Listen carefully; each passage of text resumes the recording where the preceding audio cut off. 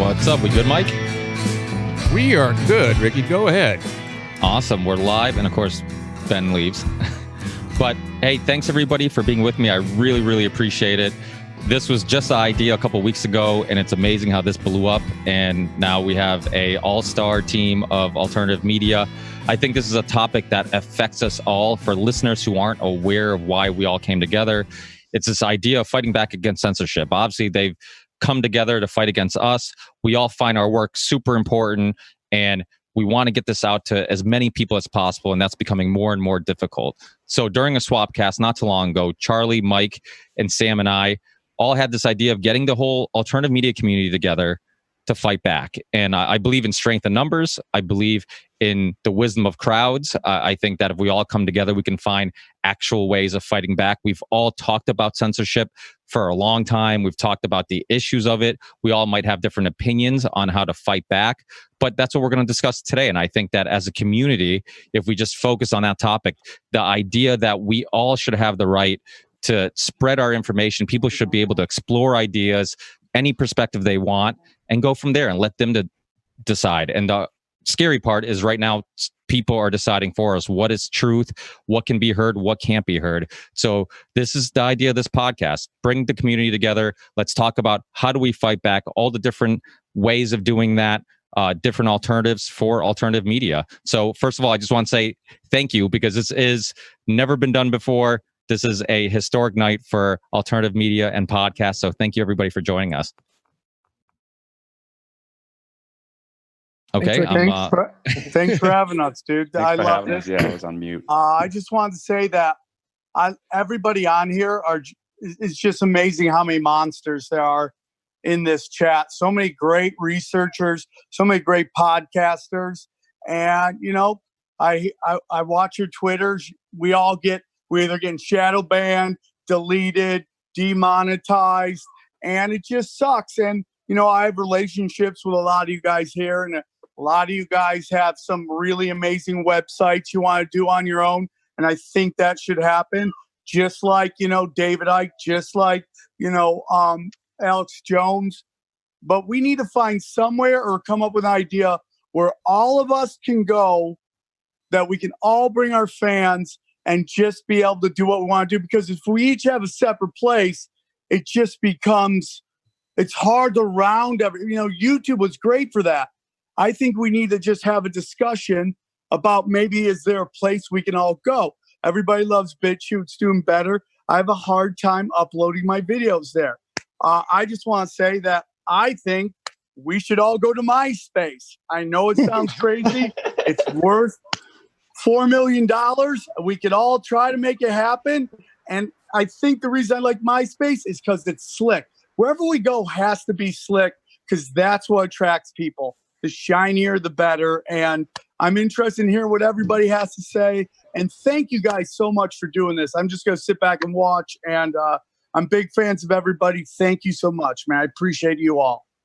Yeah, and as people share their opinions and ideas, introduce yourself. Obviously, I'm Ricky from the Ripple Effect podcast. That's Sam from Tinfoil Hat podcast. We have Mike on the taking care of the production, him, Gretchen, and Joe from the OBDM podcast. And then we have Charlie Robinson, which has probably been on everybody's podcast on this call.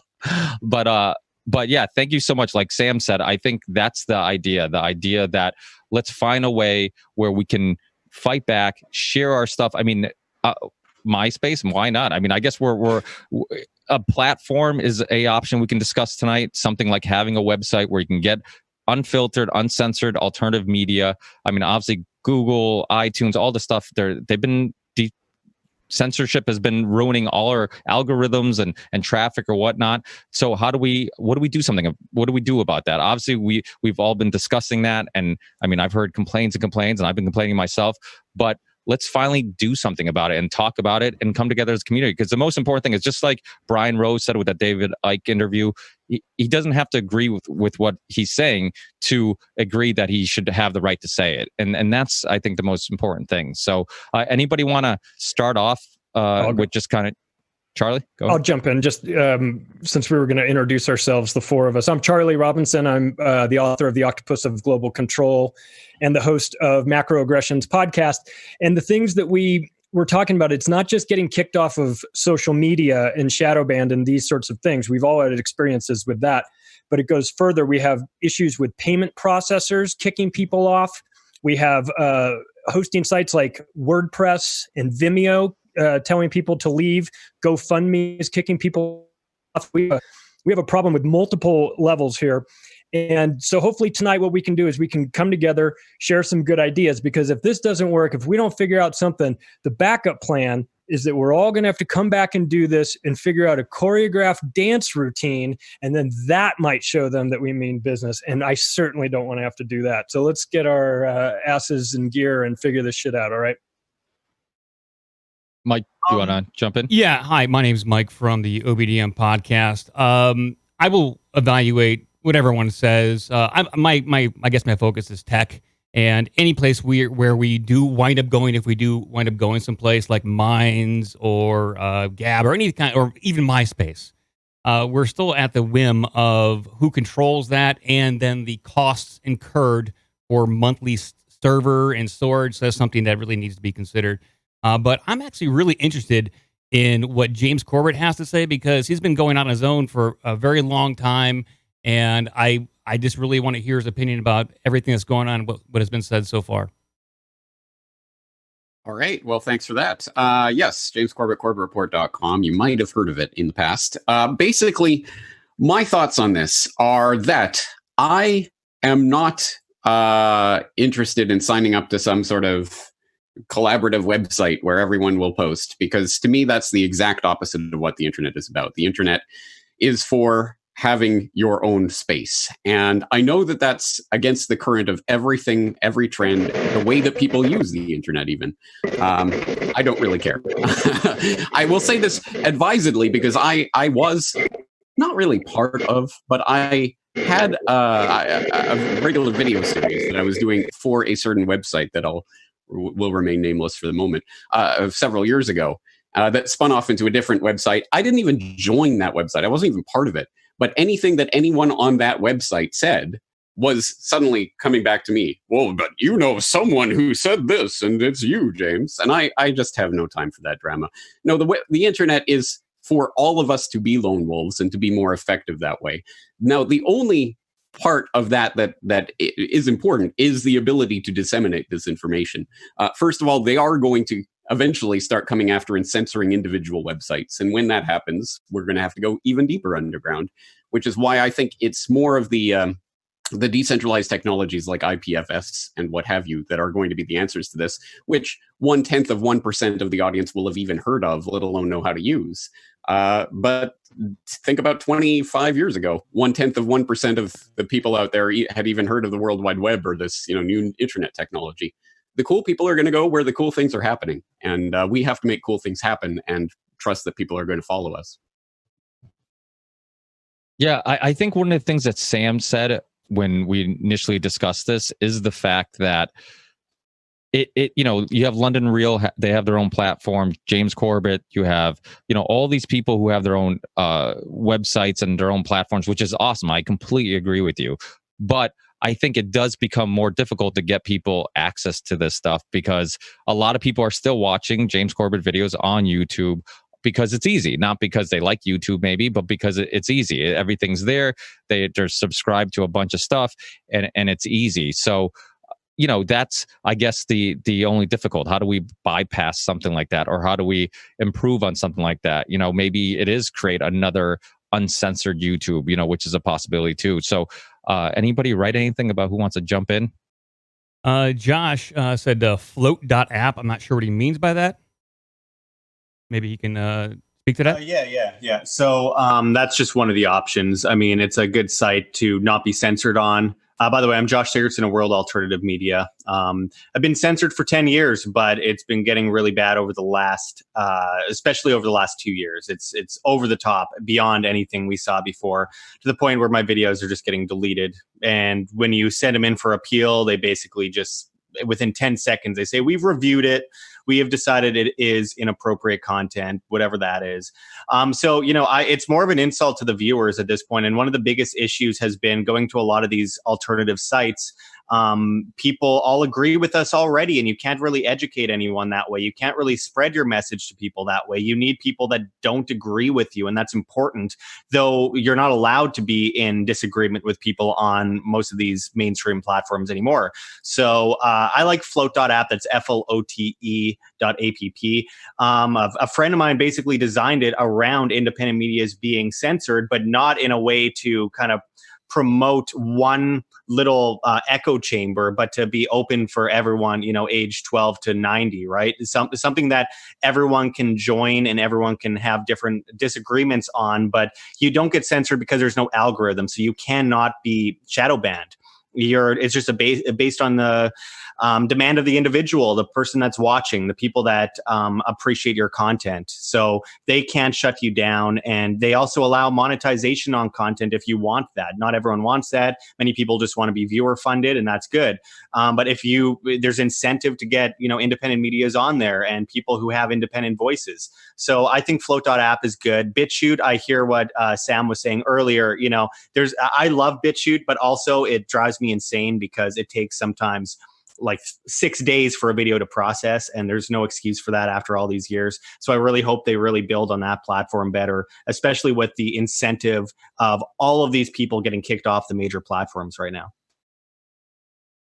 I think we should hear from Tommy G, and then after that we'll hit up Jason. What's up, guys? It's good seeing all you guys. Tommy G, No Mercy podcast, Sam Tripoli's secret lover. I think what we need to do first here is that we need to start following each other, spreading everything. So it might be a wise idea for those people who are watching to throw your Twitter handle as your name so that we could get all the viewers as we start to spread this to follow everyone. But I really think the big thing about this community is we have to join together. I know we all need to monetize because you need to stay alive and eat in order to stay in business. But us all supporting each other, not focusing too much on hiding our content and being the first one to do anything or the only one to do anything. I've built multiple $million-dollar businesses. I'm actually building a conspiracy community. All of you are welcome to be a part of it. Sam was talking about buying MySpace. I honestly think the best thing to do if we were going to do something like that, or if a portion of us were going to do something like that, we could build our own. I could get up money and we could crowdfund money if we want, but I can get up 7 figures and we can put something together where we could build it from the ground up. Which may be more cost effective and maybe better. And then we could all still have our own things on the side. So I don't think it has to be MySpace or our own thing or our Twitter, but that's just my 2 cents. I think we could build this and I could help with a team to put together the management, CEOs, things like that have a lot of business experience. So whatever I could do to help, you guys let me know. Yeah, and I think Jason was going to say something next. I do want to clarify. That's one thing that Sam has also proposed. I mean, like Broken Simulation, his website, you get the views, you get all the traffic. You can click on the link, bring it to your YouTube channel or whatever. We can do something like that too. Something where it's not taken away from your website. It's there. It's just a place where you can get it. It's uncensored, and you can still click on the link, go to the person's website, bring the traffic to them. So that's also an option. Well, one last thing, Ricky, on that. I think the big thing with that would be that everyone owns their own content, right? So if Kate's doing something or Sam's doing something and we have this conglomerate that we're building, we basically still are able to monetize through Kate gets her stuff, Sam gets her stuff. Maybe a small piece goes to the company just to pay for servers and back-end stuff because there are going to be extensive server costs, marketing, things like that. But there's a way to do this where we could live in that world and still monetize it to the max. So like a cooperative. Yeah, exactly. It's just like commission, basically. Like if you're working, Hey, Ben, I wanted to hear from you because you were telling me you had a project going on. I would love to hear what because you are kind of one of the more famous censorships that we've gone through. Any thoughts? Yeah, I mean, I think for us, what we're trying to do is a lot of what you guys are talking about right now. And I think the idea is how do you balance between not becoming a centralized place where everyone is going as far as putting all their content up. We don't want that, because if everyone goes there, like James was saying, and starts dumping all their content in one spot, now you just have one target to take out. That's no good. The reason I think Facebook has been so successful and it's made, been a successful platform for us, and I think for a lot of you guys at one point it was, is because people could go there and that feed system allowed them to find a lot of different sources, of information. Now that's gone now. We all know that. Facebook has destroyed that intentionally. But I think what we can do is take away from it the value of what that looks like. So I think there has to be a channel system that is set up in a way where everyone has their own channels, controls their own channels and that content. And then we are able to then reference back, send people back to their own websites. If you have your own website, if you don't have your own website, you're able to be there. That's what we're working on building right now, is a platform that is not a social media platform. It's merely a platform for content creators to place content, and has a live stream running through it 24/7 so that people can go to it and watch it like it's a cable channel, and it's pulling content up from those individual channels into a 24/7 stream. We're also trying to build it off blockchain, eventually get to the point where we build a treasury similar to what we did with Dash. And I know Luke did it with Dash, where content creators actually can get funded there and get content made or paid for, because as you guys know, YouTube and Facebook control all the advertising dollars. So it's really difficult to get anything funded if you're trying to do, any kind of serious work. So, it's a process for us. We're about 2 weeks away from a launch where we're going to go ahead and launch a MVP. It's going to be real basic to start off. And the reason we're launching it now, we're actually going to jump the gun a little bit from where we want to be. The reason we're launching right now is because of all the shutdown of everything dealing with COVID. You can't put anything up anymore without getting immediately taken down. In fact, Plandemic 2 is going to come up at the same time that we won't launch it, and we're going to put it up on our site because you can't find it anywhere. So that's kind of what we're doing right now. But I'm really interested in kind of what you guys are seeing as value. I love the MySpace idea just because I think that's a cool idea.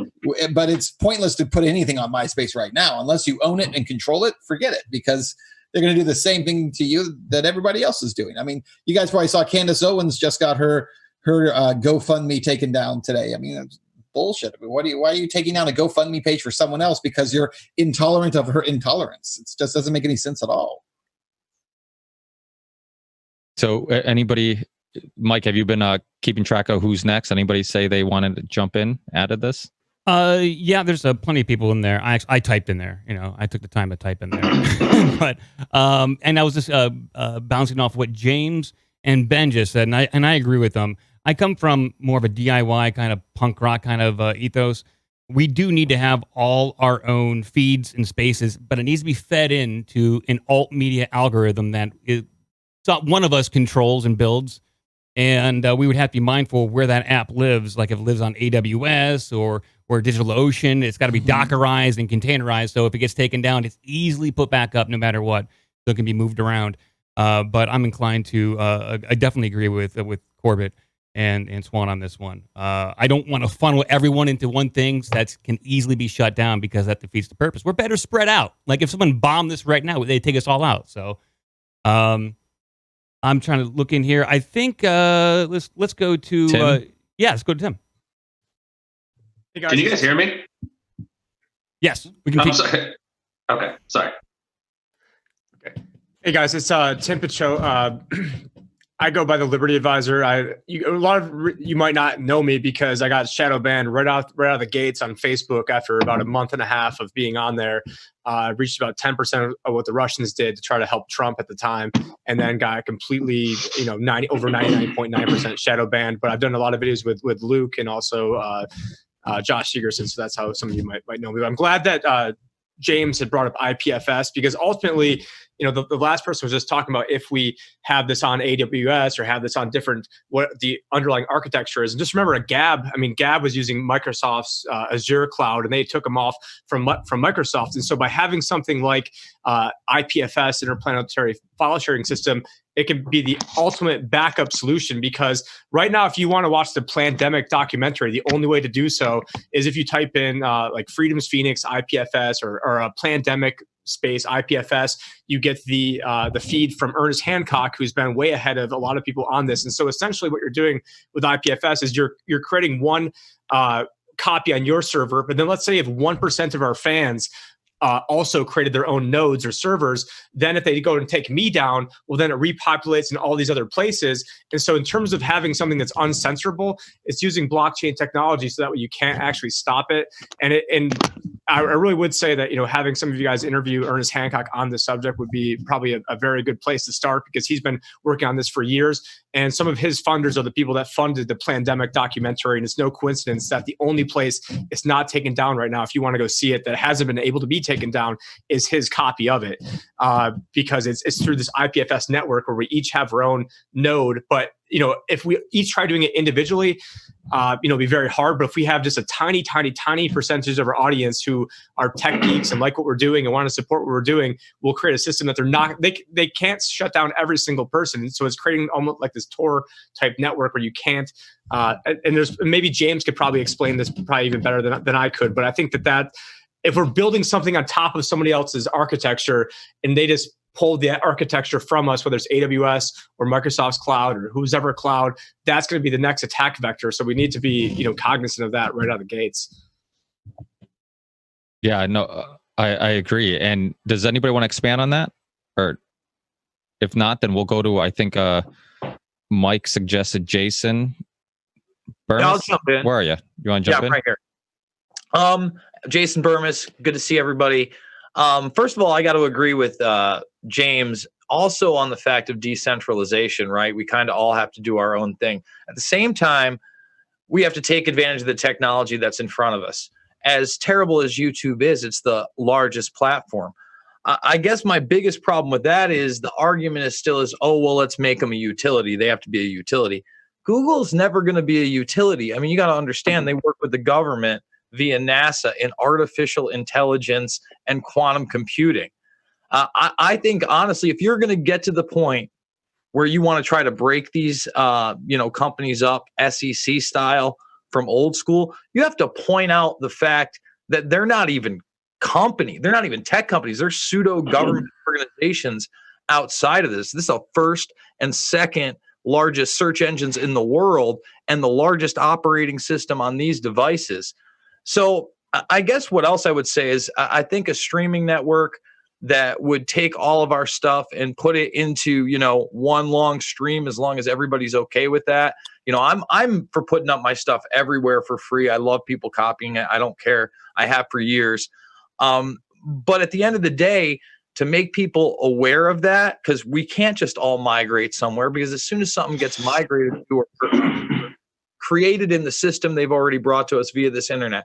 Look at, say, Gab, right? You're Nazis, you're a racist. They'll just vote you down. Unless you have a fully decentralized internet, I don't know how that works. So what do? I think that at the end of the day, on top of everybody having their own thing, on top of creating something where all of our stuff is streaming, even in an audio format via, their technology, their Spotify's, make them kick us off, and then sue the shit out of them as they do, is basically getting on the streets again. Haven't done it in a long time. The bumper stickers aren't there. The people are not talking to one another. I mean, how much does it really cost now to go out there with a 50-inch screen you can buy for $100 and then pop in off a laptop and show somebody a video on the streets? We haven't utilized that for a long time. And the other thing is, we haven't utilized the old school method that We Are Change used to do and confronted these monsters on camera. We could talk and harp on Bill Gates all day, but until somebody confronts him with a real question, like the quote where he is making a 20 to 1 profit on these vaccines, ask him to clarify that.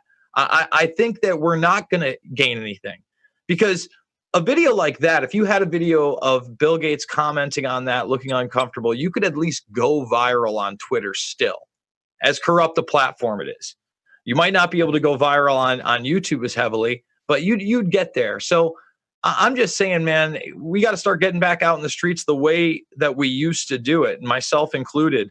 And I think that's a key thing. And, Infowars.com, you say what you want, but they were smart when they had bumper stickers everywhere. Bumper stickers are cheap. T-shirts are cheap. That's my 2 cents, because we're a long way from home, fellas. And it's closing pretty quick, that tight ass fist. I know a lot of us got demonetized fully on the same day. And that there should prove antitrust laws and a lawsuit. But again, at the end of the day, YouTube's a part of Google, Google's a part of Alphabet, and they're all part of the military-industrial complex, bringing you DARPA-style automation and artificial intelligence. Yeah. Luke, do you want to add to this? I know somebody said they wanted to hear your thoughts.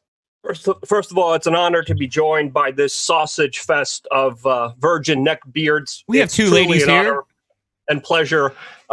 Truly great. First of all, there's a lot of conversations happening here, and it's good. It's a start. And one thing that I would kind of espouse here is people are saying, well, if we decentralize, we'll be spread over the place and we're going to get screwed. People are saying if we centralize and go to one website, they're just going to target that one website. We're going to be screwed. My advice is let's try some optimism. Let's try some crazy luck, because at this time, at this stage, especially with what just happened with Alex Jones and David Icke, truly, your mindset, our belief systems are incredibly important. And I think right now, let's try whatever we can. I think we're all doing an incredible job. We're extremely lucky to still be here against the odds that we are against. So we still got that happening right now. I say keep swinging for the fences, because you never know when something could change very rapidly. And I think coming from this as a more optimistic point of view is going to be also something very important if we're going to be successful in getting our voice heard. That's my little 2 cents that I had there. Yeah, no, I agree. I mean, I kind of I'm a huge fan of James Corbett. He was one of my first guests when I did this show 6 years ago. Just like Jason and James, everything. I like the open source idea. Post this stuff wherever you can. Get these conversations, these ideas out there wherever you can. I love that. But I also understand some people need to make a living doing this. So, and they want to make a living doing this. So we have to kind of explore all options. But I know, Monica, you want to... Yeah, I have this concern that I've had for a while, and the executive order of Trump recently and the USMCA all attacked this Section 230. Now, I actually am a lawyer, but have absolutely no idea, from the legal perspective, if that's really meant to be what it looks like to me. But it looks like it's creating a liability problem for these platforms. They're starting with Twitter and Facebook, people who can afford it. And then as they have this liability problem, they can put in their resources to keep the content within whatever the Overton window. And then as that becomes more and more expensive, startups can't enter. So I feel like that Section 230 attack is attack on Gab and BitChute. They're going to have them go the way of Gawker. I think they floated some cases against people for spreading Sandy Hook disinfo. And I think that they're just trying to find a way to kind of throw up that regulatory barrier to entry and create kind of a fiduciary duty to censor at these platforms. So I think I think that they will pick and choose who they attack for that, but it's a consideration on if a platform can even survive without some kind of censorship. Kate, you want to... Yeah. There she is. Hi. You guys can hear me? Yeah. Okay, good. So I'm probably one of the newest kids on the block. I'm Kate from the Kate Awakening. I've had a YouTube channel for about just a little over a year. I hardly know how to use YouTube. So the technical stuff, all of the stuff that you're talking about goes way over my head, but I am an internet user. So, when I actually really like the MySpace idea. Call me nostalgic. I talk about MySpace all the time still. It's something that people recognize. That's really all I know about that and all I can add to it. But as far as the ideas of where to go, et cetera, I am, like I said, I'm an internet user, so I can tell you what sounds good to me, but I can't really give any ideas, if that makes any sense, at least not at this point. I have a comment about Section 230. My name's Zach, Red Pill 78. To Luke's point about optimism, from my perspective, what Section 230 and this, what President Trump just put out, it's specifically pointing to YouTube, Twitter, and Facebook, places that are already censoring. Gab and BitChute are exclusively not censoring. And if something is going to happen, it's asking these companies that are overtly censoring conservatives to either stop or they're going to be looking at losing the protections under Section 230.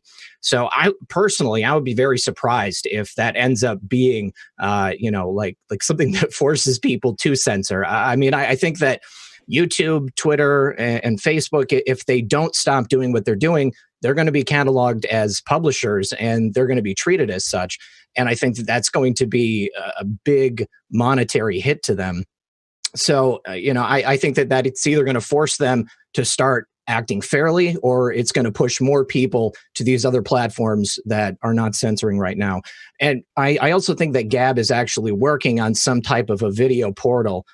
They just put out kind of a Zoom live streaming option as an interface on their website. I don't think it's quite there yet, but it's going to be coming. But, I guess back to the optimism, I'm really hoping that I'm right on this point and that this is what's going to happen. Because, YouTube, Twitter, this is where all the people are right now. It is so difficult to get people to move to new platforms. And if that doesn't work, then I do feel like if there was some coordination that took place to get many people who have been censored, demonetized, all to go over to one thing, take all of their viewers, then that might make YouTube and Twitter and these other platforms decide that they need to start doing something if they start losing enough money. Joe Rogan moving to Spotify, I think that is a huge, huge cue to YouTube that they cannot keep performing the way they have. Who knows how many billions of dollars they've lost since they started actively censoring conservative voices. I mean, initially it was somewhere over $10 billion they lost off their market cap, and I can only imagine that it's more ever since then. So I don't know. Section 230, I'm really hoping that that's the way. Let's hear from Scott DeGroat. You want to pop in here? Hey, what's up, guys? Yeah, this is Scott DeGroat. I'm from Woke Societies. What's up, all my QTubers out there? Pretty much just piggybacking on what Red Pill was saying. My whole theory on YouTube right now with the Section 230, I don't think YouTube, I know they've started demonetizing us. I got demonetized about 2 months ago. And just something about Spotify. I have yet to see anyone get axed on a podcast. Maybe you guys have, but I was actually axed on Spotify 2 months ago, and I was never warned. And I was uploading episodes for about 2 months, not realizing this. And they claim they sent me emails and all this shit, and it never happened. And so I don't think anything's safe at this point. But getting back to what I was saying about YouTube, I'm kind of like in Kate's boat. I'm new to YouTube. I've been doing this for about a year now.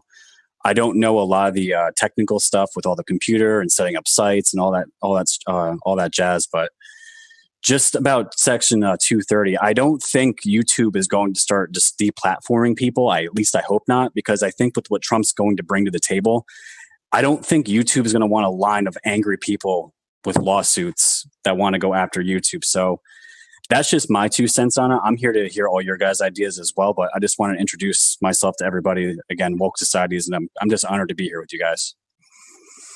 Cool, thank you. I want to hear from Jeffrey from Conspiracy Farm. If you want to pop in, buddy. I'm not sure if you're ready. Yeah, can you guys hear me? Yeah. How's everybody doing, man? It's an absolute pleasure getting the tribes of truth together. I love it. What are your thoughts so far? I'm really just listening, man. I mean, obviously we all probably have different ideas on how to proceed, but we just need to get to a point where I think it was Burmas who said, YouTube's kind of the thing right now when everybody's using it, but until we can get to a spot where they can't just arbitrarily demonetize and censor us, we almost kind of have to use the tools that we have. I almost jokingly said to my co-host Pat, and even I think Sam Tripoli, we might have to get back to the point where we're mailing out CDs, burning our stuff on CD-ROM. But yeah, I'm just listening. I really want to hear everybody's thoughts and everything, because obviously our messages are resonating with a lot of people right now, and we've got to find a way to keep it consistently out there. Well, I agree. Jay Dyer just joined us. But to piggyback of what you said and what Burma said, yeah, we need to do the old kind of punk rock thing. Go out there and flyer, go on the streets, bumper stickers, make a zine. I know it's kind of a pain in the ass to make a zine, and it's a hell of a pain in the ass to coordinate a zine, but that might be something to look into. Jay Dyer, who just joined us, you got the axe from YouTube recently, didn't you? I did, yeah, about 4 or 5 days ago. Thank you for having me here. I'm honored as well. Yeah, I'd never had any problems with YouTube. Ironically, I had a few S hook related things that they flagged a few years ago, but actually I got all that overturned because I was in the right. However, for me, the worst part was, I think 2 years ago, my website got completely deleted by WordPress, and I chose WordPress because they had a reputation of being pro free speech. So that all turned out to be meaningless once I think they had a general, somebody from the Pentagon actually came onto the board of WordPress, and then they purged everybody at the same time. I was purged at the same time that Alex Jones was from all his media outlets. So I learned that the hard way. But ironically, what that did was that forced me to build a website. It took me about a month. It took me about $4,000 or $5,000 to transfer everything to my own content. I've had a lot of success with that. I think if you do the half like have your own website, it's a lot of work, but I've been able to weather the storms through that. And then, yes, about 3 or 4 days ago, YouTube demonetized me. And then they want you to jump through all these hoops, to maybe get back to being monetized. But the good news about that is that if you can drive enough people to your own subscription service, you can make up for I had a sizable income that was from YouTube, but you can make up with that for that if you can gain enough, paid subscribers through your own stuff, within a month or two. So if I push the memberships a lot, I can do okay with that. So on the business side of things, there's no silver bullet, because any of these platforms, they can go at any time. But I have had success by having multiple sources of income, Patreon, all those things, and then a half and half subscription service where all of my content is not just on YouTube, but it's also backed up in all these other areas. Anybody who hasn't shared their thoughts yet, do you guys want to jump in? I didn't want to be rude, but I can. Do it. You rude? Well, I'm Jamie Deluxe. If you haven't heard of me by now, I'm quite surprised. I'm just going to put that out there. I'm just fucking around. But no, I'm honored to be here. Watch a lot of these channels, so it's pretty cool. Thank you, Sam, for inviting me. What's up, everybody? But yeah, I'm all about the old school punk rock way, because that's how I grew up, playing in punk rock bands, doing it all myself. And but I'm also, I don't mind being slutty and free, so I want my shit everywhere. You know what I mean? I don't care if anybody rips anything, take whatever. Doesn't really matter to me. I just enjoy it. I'm addicted to making videos, so that's what I do. And it's pretty much my 2 cents. And my dogs. Anybody else want to jump in on? Wait up. Well, I think the Alex Jones idea is a good idea. The stickers. I've been to a couple of the protests, and they're always handing out stickers. They're in your face. I mean, a lot of us probably don't do that, get in your face, and that's why he's so big. Everywhere you go, all the protests, he's got people. He'll send people. He's like, hey, go over there and protest under me. And he's got it going. He's got the stickers. He's got the shirts. He's always in your face, and you know who he is. Like, you saw that protest where he brought out the car and everyone just started shitting on it. That's what happens when you're just out there not being annoying, but it's his thing. And then for Spotify, would anybody go there? They pay their artists. Do you think they'll start paying YouTubers? Because they're about to get a video content pretty soon. Even though I just heard someone got censored. I mean, isn't that the reason Rogan went over there, for no censorship? Yeah, I think that's a huge issue. Like Ben Swan was bringing up about the Plandemic documentary. I said this on a prior podcast not too long ago. How ridiculous is it that they literally as fast as you could upload that documentary, they're pulling it out. But yet you could find people talking about debunking it and showing clips just about the whole film. You can people could show the clips as long as they were calling it a hoax, all this stuff. But the documentary itself, where people can watch and make their own decision on if it makes sense or not, was completely pulled. And this is something like that. And to see how they all came together, all the social media accounts, YouTube, everybody came together to fight against that documentary. I mean, Ben Swan knows because it happened to him. Dr. Judy, similar situation where their Wikipedia got locked, so that's a huge issue. And when they come together and fight us, that's the purpose of this podcast, is for us to come together and fight back. And that doesn't mean we all subscribe to the same ideas. That doesn't mean we all have to agree on anything. I mean, the whole idea of this show is to idea sex, bring everybody together, share ideas. No idea, no perspective is too crazy to propose. So if anybody has any ideas, even no matter how crazy it might sound, or maybe if you think people might not subscribe to it or not, share it, because oh, there we go, we got somebody. I guess you're talking to me. My name is Gordo. Those conspiracy guys. Thanks to Sam for throwing out the link to let me on here. It's great to be with you all. This is an Irish accent. I think I'm the only non-American in the house. I've just been listening to some of the stuff you guys are saying, and I'm trying to work out how not to get kicked off of YouTube for what I call the Connecticut incident. We're talking about like a new platform, centralization. Like if there are legal problems, I guess, if you're putting everything onto one platform. If somebody says something that's defamatory or would end up in litigation, everyone gets fucked. If it's all on the one platform, because you're a publisher, not a platform. That's a concern if we're going to centralize everything. I thought that maybe you could centralize by topic instead of just like conspiracy theories or truth or material in general. So we could all have our own individual channels and then have a collectivized section on like occult stuff, and another collectivized section on political subterfuge, and another section then on like fucking lizard people, particularly, like one specificity where we would all contribute to that one centralized topic. So if they're going to flame that centralized collective, it'll just be that topic that gets flamed and not everything of everybody's. The things that are like hot button would be, the pandemic, documentary like COVID, because it contravenes WHO regulations, whatever. Other stuff would be like mass shootings, like Sandy Hook gets the axe, but stuff like Las Vegas doesn't as much. So you can still talk about it, but just, I know it's self-censorship and it's kind of against the ethos or whatever, but it's not. It's just like putting it into the different compartments. Another kind of idea, I think, will be like supporting a system or a platform that's already established rather than making our own from scratch. So BitChute is doing loads of great work. They just need money for bandwidth. That's why the uploads are so slow. They're skating around 50-60% of their costs every month. They're losing money as they go. Like if we were able to get people to funnel investment or to extricate from YouTube and put all of our power behind BitChute, it could become like a real viable alternative. At the same time, it could end up like VidMe and just get deleted overnight. Yeah. Someone just comes along and pop up, and there's something that's gone.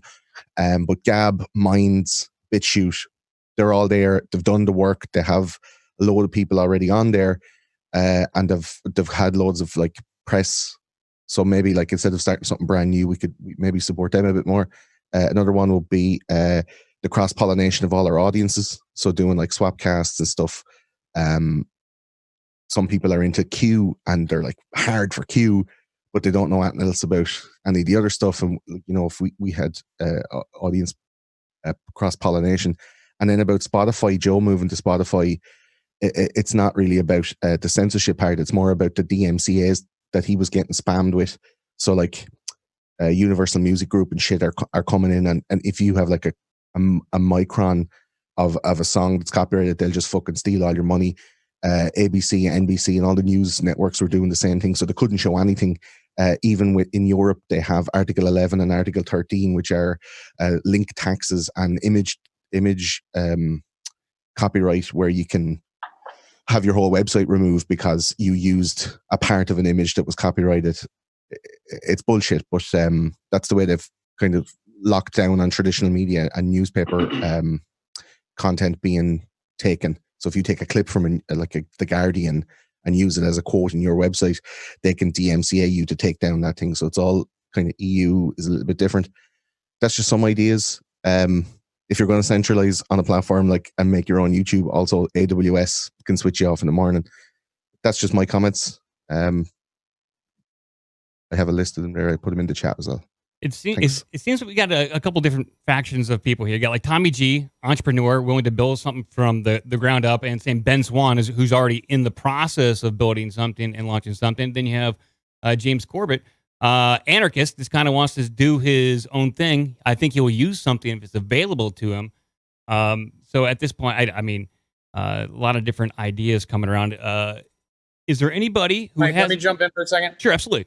So one of the things I think is, and again, I'm kind of what Kate said, right? Like I was a Wall Street guy and entrepreneur and investor, and I started companies and businesses and websites. That's how, and I've always been a conspiracy theorist. So I'm moving heavier into this space. In the process of building a website, I've already dumped, I think, $80,000 into it, and I've been talking to Tripoli, and that's part of the reason we're on here.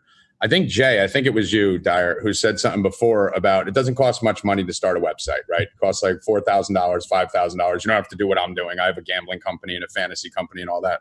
But the problem with most people in this industry, from what I'm seeing as a business guy from the outside, and I'm not trying to overstep any boundaries with any of you guys. I follow all your channels and shows, and you guys know way more than me about technology, the internet, conspiracies, and all that. But you work for YouTube. If you're on YouTube, you work for YouTube. They're your boss. They can fire you at any day.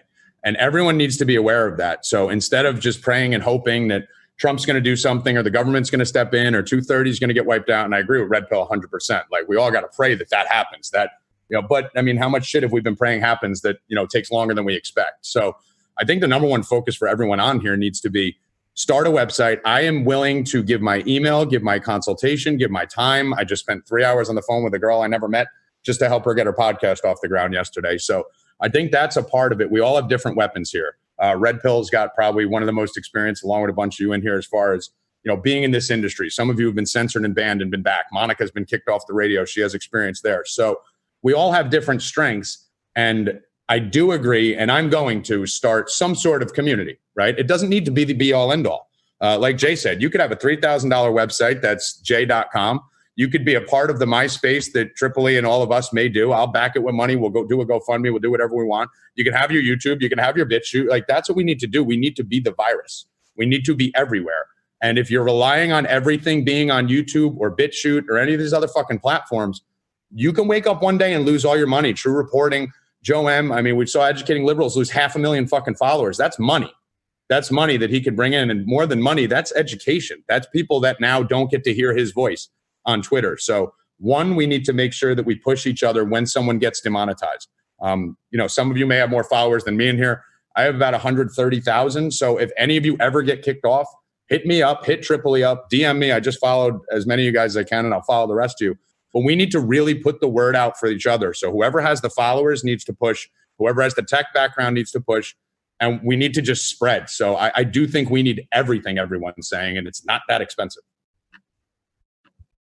Yeah, no, I completely agree. I think it is. I mean, I think one of the most important things is not about, what we agree with or don't agree with. That's why in that previous email, I kind of want to emphasize that it's not about, specific topics. It's about the fact that we all agree that everybody should have access to do their own research. When we all got involved in this, there's two things. One, we thought we could really make a difference. And two, we understood that people had to see our content to actually change perspectives and minds. And that's why we're together, because I wanted to find ways and communicate and start a community and all support one another. That's why everybody, I was joking in the intro or maybe before the intro about how it pays off not to piss anybody off throughout the years of podcasting, because people are willing to come on. Because to me, it's okay to have different ideas and different opinions. The most important thing is, like, people should have a right to hear James Corbett's perspective and opinion. People should have a right to hear somebody else who has a completely different perspective. That's how we mold our own opinions, is by seeing both sides of the story. Like Ben Swan said, with that pandemic thing, the reason why I brought that up and why he brought that up is because people didn't get to see that side of the argument. It's like, we're deciding what truth is, and that's it. You can't see the other side of the argument. And that's the definition of Big Brother. That's them deciding for you what you can and cannot do, what you cannot see, and what truth is. And, it's not a matter of what we agree with or what we don't agree with. It's a matter of just having access to everything. So anybody who didn't speak want to chime in? Like Joe? My co-host, Joe? Okay. Yes. As Mike said, I help out on obdmpod.com. Just a couple random thoughts. I want to do some, clapbacks for some of the stuff people already said. And also echo some of the optimism as I think back on FARC, which was a site I used to love to go to, and then Dig, which was a site I used to love to go to, and then Reddit, which I used to go to religiously. And now you have Vote, which is obviously kind of a dumpster fire, but whatever. People move away when they can't hear other voices. And I think that this particular moment in time, as we watch the story around CV, COVID-19 change constantly. It's constantly changing, 22 million to 100,000 to 300,000. And so I think a lot of people are starting to ask these questions. But then the other thing that I think is a really good and optimistic way to look at it is that they know that people want this content, which is why they're pulling people down off of these platforms, is because they know people, like, they're afraid of people being exposed to alternative viewpoints. And that's why that tiny little box, with the narrative, the Noam Chomsky quote, where you basically just give people this one tiny space and they can go rigorously argue about that. They don't want to know everything that's outside that box. And so that's why they're coming after us. And I think everybody here has some really brilliant ideas. I really love the idea. I mean, decentralization is key, which is why Bitcoin even became a thing. And I don't know if there's any kind of way you could gather, because I like Ben Swan's idea about having sort of a channel where you can just go and have like programming. I know No Agenda does this. They restream other shows.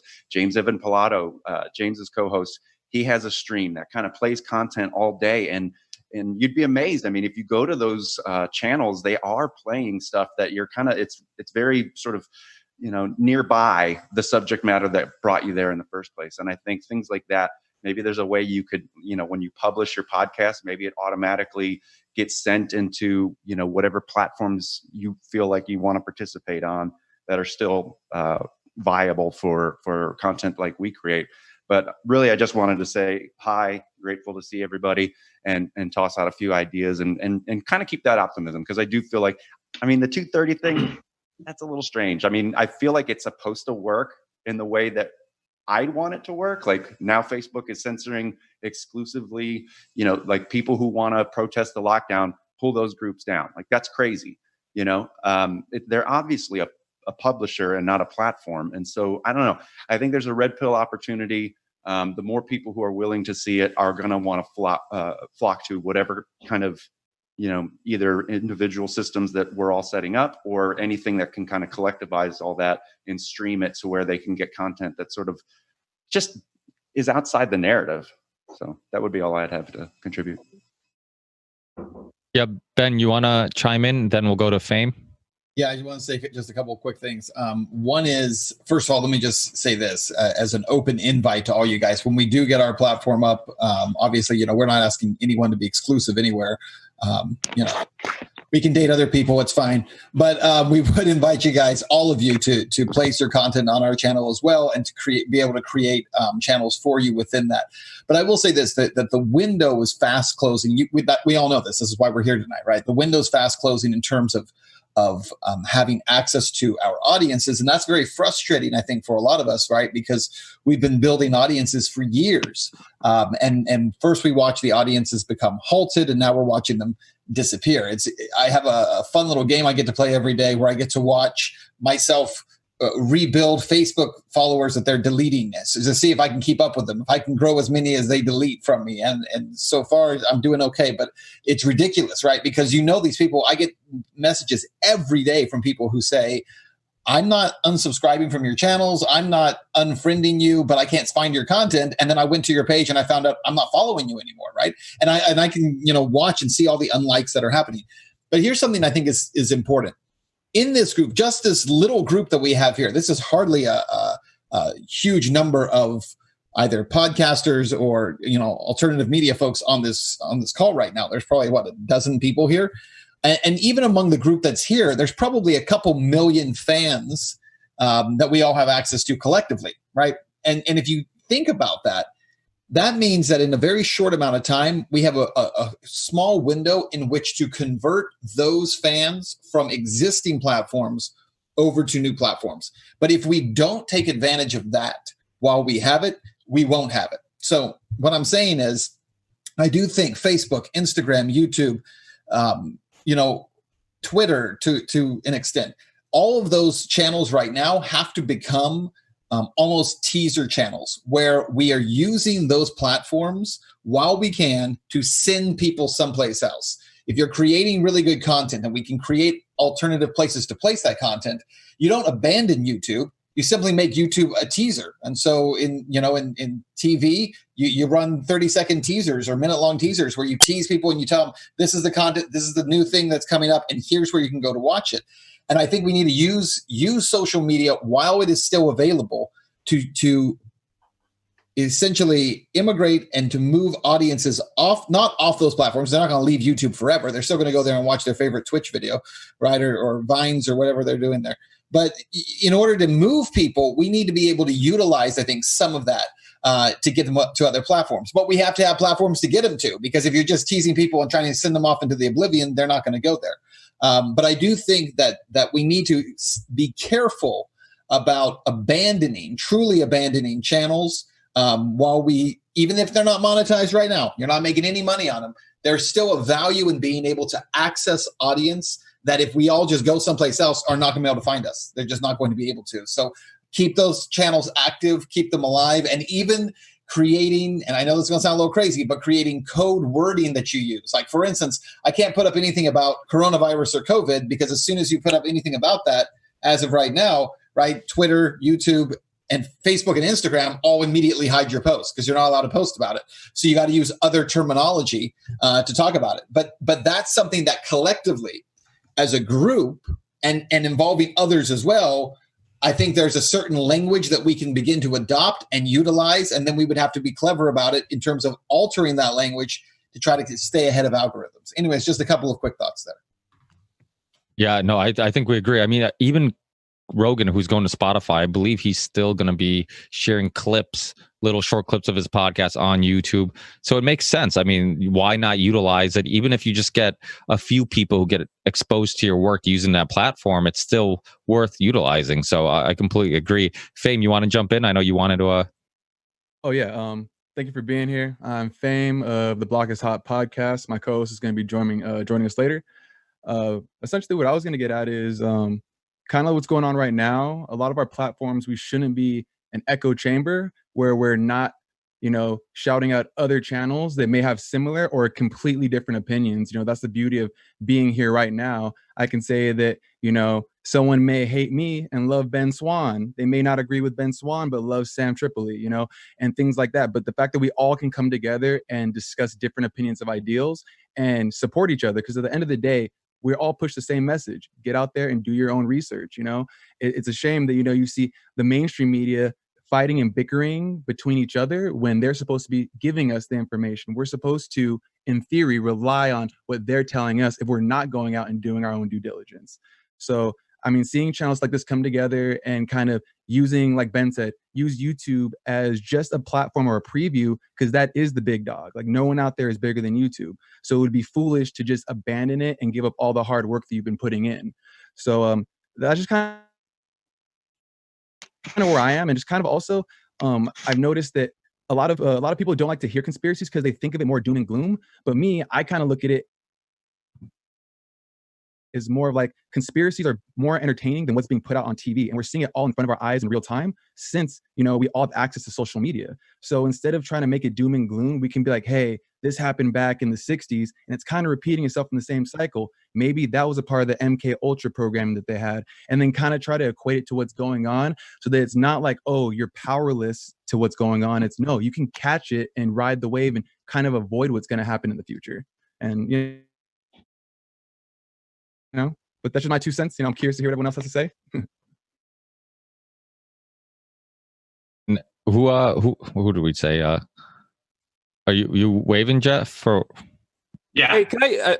Yeah. Sorry, go ahead. No, go ahead. Jump in. No, I'm sorry. Whoever was talking, talk. Okay, I think maybe it could be helpful to also share some tips and recommendations. I'm hearing a lot of people say you can't even say the CV word. I see people calling it cornholio virus. I see people making up all these things. Another thing I wanted to add is even if you talk about a specific thing, YouTube could pick that up with, of course, its auto transcribe feature. So that's one thing that I also would recommend people look out for. But I think it would be helpful to share some of the tips that some people are experiencing so we could actually fully understand what's happening, because until we fully understand exactly how they attack us with their new strategies against us, we can't really deal with the problem and be as successful as if we have kind of this hive mind that is sharing all the tips and details. So I think if maybe we could jump into that, I think that would be helpful for everyone if people agree. Yeah, I'll jump in for a second. I posted a tweet earlier today, and I agree with Ben, what he was saying, pretty much every fucking thing Ben just said. But I mean, really, like something as simple as virus, right? Like I posted a tweet today. If you write virus in all capitals, but instead of using the capital I, you use the lowercase L, it looks exactly like virus. So little tricks like that could bypass the algorithm. I think that's and this isn't just for us. This is for all the listeners out there. We're all going to be sharing this everywhere. So we're talking about how we can help the listeners. I don't want the listeners to get confused when we start talking about money and monetizing. All of us are in different situations. I have multiple businesses, so I haven't charged for anything yet. But I know a lot of people, this is their sole income. True Reporting and guys like that, a lot of you on here that just got the amount, they don't know what they're going to do for their next dollar. And that's very important. And for those of you listening, understand our number one message is the truth. Our number one message is to stop what the fuck's going on. That's what we're here for. For us to be able to eat and survive and live, that's how we could put good content out, because no one can do shit under a bridge on the street. So don't get the message confused when we're talking about that. That's what this forum is for.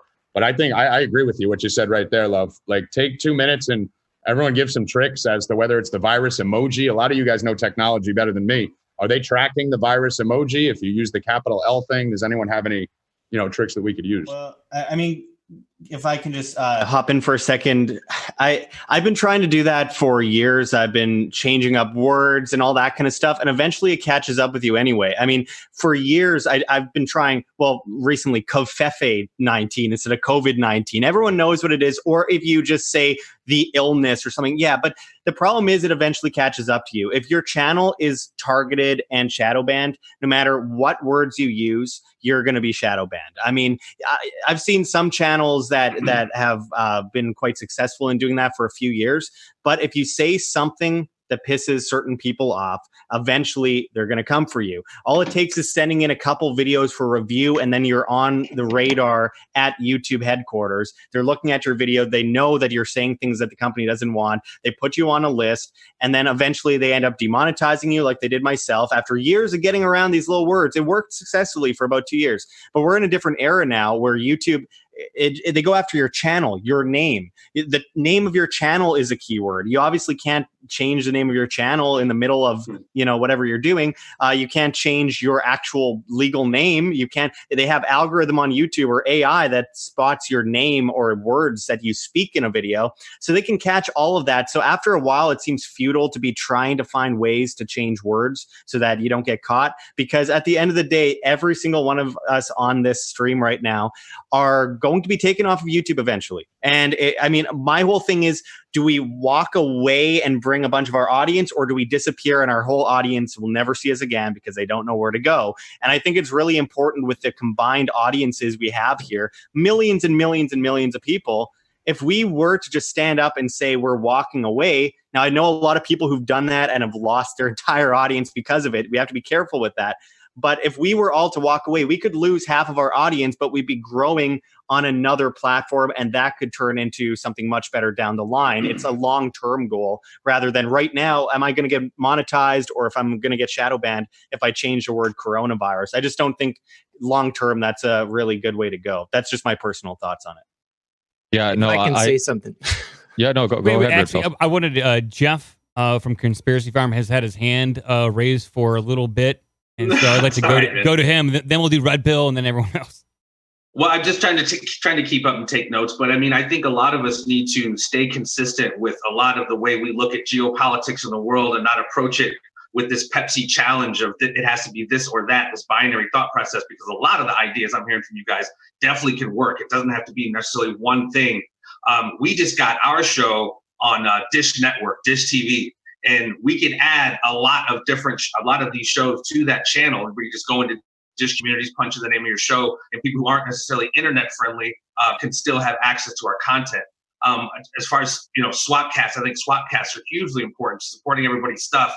I think someone had mentioned, at Burmis or somebody or Luke, boots on the ground, man. That grassroots growing of our audience. I think Sam Tripoli, I mean, he's so great with, providing that spoonful of sugar to help the medicine go down. And I think a lot of us could benefit from taking our shows on the road, if you will. So again, saturation, man, of all these different platforms, all these different ways of marketing, et cetera. Again, it doesn't have to be mutually exclusive. And with all of, I think someone who just said, all of our audience combined, there's a lot of leverage and a lot of power in that. So I'm really stoked, man. A lot of great ideas. Yeah, I agree with that. I know James Corbett, he had a hard out at 9, or he thought we're putting together a cult, one of the two. Oh, but but he what he said, and I understand his concerns of the idea of like you're all on one platform, and then people think you're linked to his issues. I think he didn't want to say the name, but I mean, I think a lot of us know he was a part of the Boiling Frog post, and then that turned into Newsbud, and then sometimes you get hate mail, or you get people thinking like, oh, you believe this person, you work with that person, all that stuff. And I think that is a concern. But one thing that I think we probably all agree on, and you guys can chime in, is the fact that people should have the right to be a Q person or anti-Q person. Somebody should have the right to be pro-vax or anti-vax. It's not about what your stance is. It's about having access to all of it. And so you can come up with your own conclusion. And I think that really is what the issue is. So, Mike, have you been keeping up with, sorry, I've been kind of losing track on who might want to chime in next, or is there anybody that hasn't chimed in that wants to? I think Red Pill wanted to chime in. Yeah, just to the point about code words, I've been speaking in code exclusively for the last 2 years, and then 99% of my videos are fully monetized. And then without any warning, last Thursday, my channel was completely demonetized for hateful and abusive content, or harmful and abusive. I'm very particular about the way I speak. I mean, I don't make claims against people that I can't back up. I don't denigrate anyone for being a particular race or creed. And I was very surprised by it, so I definitely World Alt Media. I mean, I had 2 videos about the riots, and those 2 videos were demonetized. And then the very next day, my entire channel just gets wiped out. And it's not going to break me. I'm not going to stop. And maybe in a manner of speaking, it's going to set me free so that I can say what I want to say in the way that I want to say it. But I also know that now that YouTube's not making any money off of my channel, that's just one step closer to having it be completely removed from the platform. So, I'm doing a lot of things. I have a website coming up. I've got an app on Roku, Apple TV, Fire TV. I'm going to start simulcasting to other streaming platforms. So, and your idea about taking shows on the road, I think that's great. I mean, what Sam does, the ability to do that, I think that would be sweet, because I think a lot of people might be interested in coming to live events like that. So to pitch in on that, on the live events, honestly, people love the last 20 minutes of Eddie Bravo just talking, and they just want to hear him ask questions. And that some people just go for that, for the Q&A. That's what I'm saying. If you guys, maybe not all of you guys can get, but if you guys all team up and get half your audience, half their audience in Texas, the shows will sell out, and just do live podcasts. Rogan has one of his hunting dudes. They don't do comedy. They do a live podcast, and all the hunting dudes gather together and they talk about their hunting experience, and it's just together. And another thing is, Alex Jones just doesn't sell T-shirts. He sells all other products. You're smoking. Why shouldn't you have your own flavor on your website? Red Pill juice, and then we send our people to buy your juice, and then it becomes a thing. It just can't be T-shirts. Alex Jones sells Alpha Brain. Who do you think he got that idea from? Someone stole it from someone, and they have all these dietary things, and that's what it is. Alex Jones have to find other ways to make money, and I think the live shows, teaming up as a team, being like, hey, let's all get together, see if we can get 300 people in here, tickets, split it off, you take some merch, make some money, and there you go. And use YouTube as your platform as a commercial, if anything. Can I say one thing real fast? Yeah, go for it. Fast. Sam and I have been talking forever. We all know about Comic-Cons. We want to do a con, where we all have booths set up on Friday, and then on maybe Saturday, Sunday, we have a panel where it's a huge Q&A session. But again, we nationally, global, or we leverage all our audiences to, whether it's Las Vegas or wherever we decide to set it up, a huge conspiracy con. And I know not everybody's into conspiracy. We can name it whatever we want. But again, leveraging all of our audiences, just another way to help market, promote everybody's stuff. Can I say something here? Go ahead.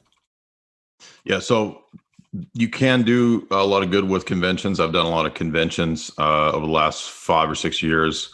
I would say that if you go that route, it's very helpful to have materials to sell, like XG was saying. Like, if you just have like a speaker's fee, and people go and they spend, for travel or whatever, it evens out.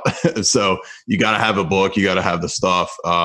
I've done well with a shop on my website. It's a lot of hassle to set up, but like XG said, if you have a shop and you start selling other stuff, you can do really well with that. And always get people, point out, that if you're buying the book from Amazon, you're hurting me. So get the book from me and you get a signed copy. I've done really well with selling books that way. That way people don't go to Amazon, they go to me. So if you push that constantly, it works. Absolutely. Sorry, Ricky, I was just going to hop in here. I was going to offer my whatever expertise I may have. I work a day job so I can put out the show for free. I've been doing that for 13 years. So I work as a software developer, work in IT. I know a little bit about that. So if anybody has any questions or needs or website development questions, I'd be more than happy to help you out. My co-host Joe is a really, really good graphic designer, creative director.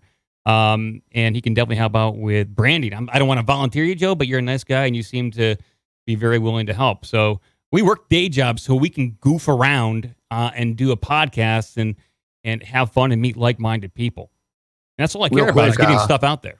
If I could just real quick bounce off. Okay, go ahead. Yeah, just because Mike brought me up. But yeah, I actually worked for, if you guys are familiar with the Seasteading Institute, they had a little private group that was called Blue Frontiers, and I set up a lot of their social media. I set up all their podcasts and edited them, created social content, a lot of content creation for them, video, motion design, animation, website design.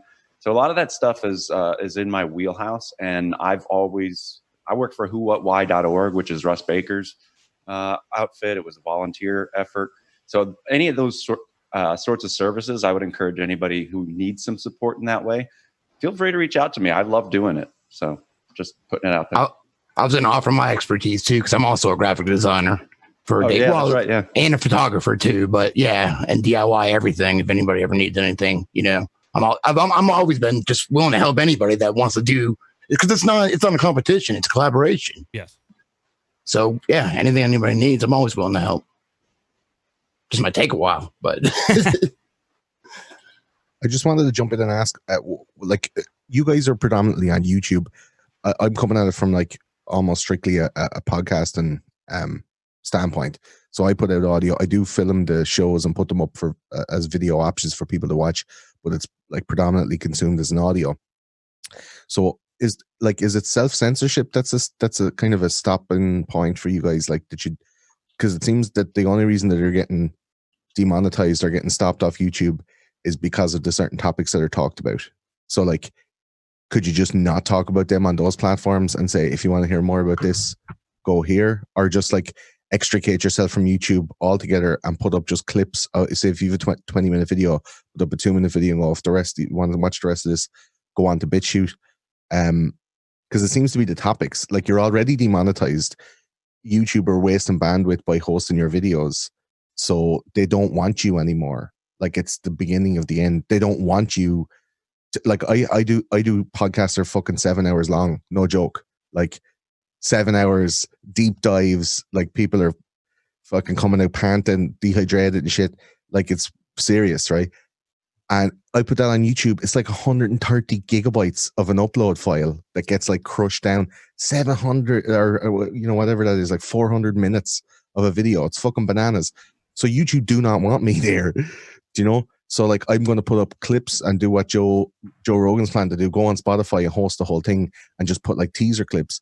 So can you put like safe stuff on Twitter, Facebook, and maintain that public face?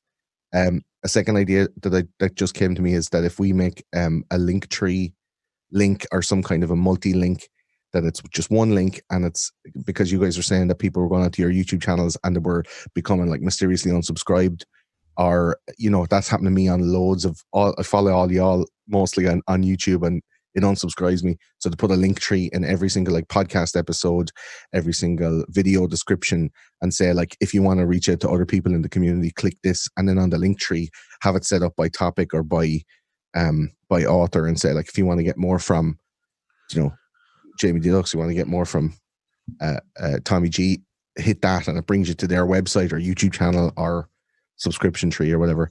And a third thing then is like Patreon. Is everybody here abhorrent to Patreon or a similar one like Steady or Memberful? Like there's a dozen of those now.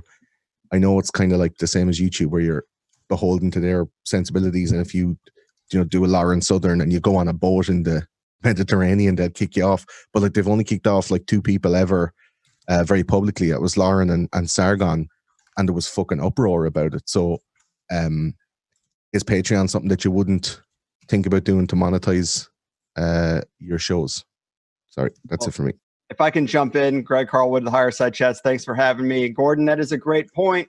It is something that I've tried to do on YouTube because I started the show in 2010 and I was demonetized in 2011. I had $1,000 in my AdSense account. It was the first $1,000 I ever made from talking into a microphone, and they just took it out. And I just knew at that point, can't depend on YouTube, although I do still put the show up there.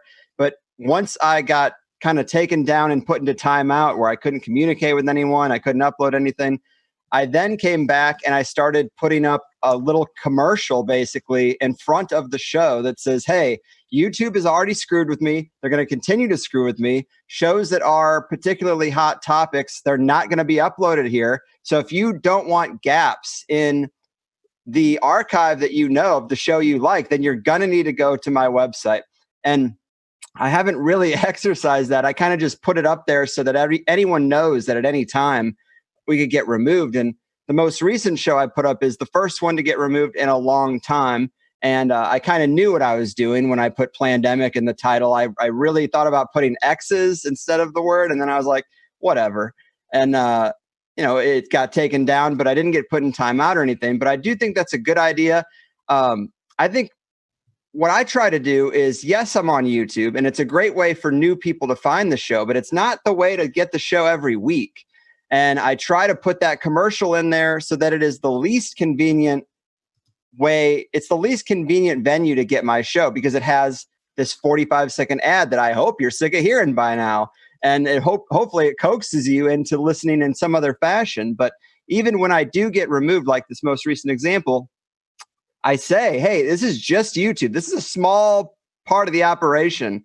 But people still will write me and say, oh, that's a real bummer. I really wanted to see that show. Or I was really excited about that interview. And it's like, it's kind of frustrating to constantly educate people that YouTube is not the central hub for a lot of us have our own websites. And if we don't, we should, because YouTube has shown this cannot be the barrier between you and your own audience. But I think putting an ad in there or, if something does happen to one of us, something I've been trying to do, like I'm not really into certain people, maybe I don't agree with their premises, but they're in this community. And if they get demonetized, I'm like, sure, let's do an interview, because we should not let anybody get completely boxed out in the dark. Like we should lift them up a little bit and dedicate an episode to them if it gets really bad. Like if someone's completely removed from something. And at least that's the only way I can think of to fight the machine. Those are a couple things, but I like the you don't want to have to self-censor as long as you inform your audience that they think you might, and that you have your most controversial stuff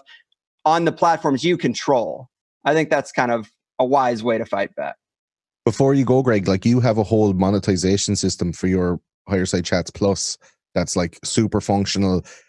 There's hundreds, if not thousands, don't want to blow your dick, like people in there, and they're giving you money. The only thing that could stop with that is your payment processor, like PayPal or whoever's Stripe or whoever's doing it. Like they're not stopping everybody. You have to be fucking David Icke or Alex Jones or someone humongous for them to take notice and chop you off. And if they do, it's a national news story. So you're going to get like big dick energy from the news. If that happens, you're like, everybody on YouTube is going to do a video about you. You're going to, double your audience at least on other platforms. So how do you make your monetization thing without using Patreon? Well, I started that kind of before there was Patreon, and it's basically the same thing. I just control it, and I use Stripe as a payment processor because I think they have the best documentation, and you can make the most changes if you have to do a manual edit. I think they're better than PayPal. PayPal has horrible records. You get a couple thousand people paying you $5 a month, and you want to check a record of something. Good luck with PayPal. And I use MemberPress now, which is, I think is better than the program I started with, which is kind of defunct now. But MemberPress using Stripe, I think it's the best system. As long as Stripe doesn't, kick me off, which they don't have a real history of doing that, I should be fine. And my backup plan has always been to go to the payment processors that do porn websites, because there are shady places where you're going to pay a little bit more per transaction for them to process that. They're overseas, but these places that do online gambling websites or porn, last ditch effort, hire a web guy to plug that in. But you need to control the money, I think, and AdSense is not the best way to get it. Of course, if you have a video show, it's like, what do you do? I just happen to not have a video show, so I never got backed into that corner. But I really feel for people who they like that video component. This is really the only platform that does it.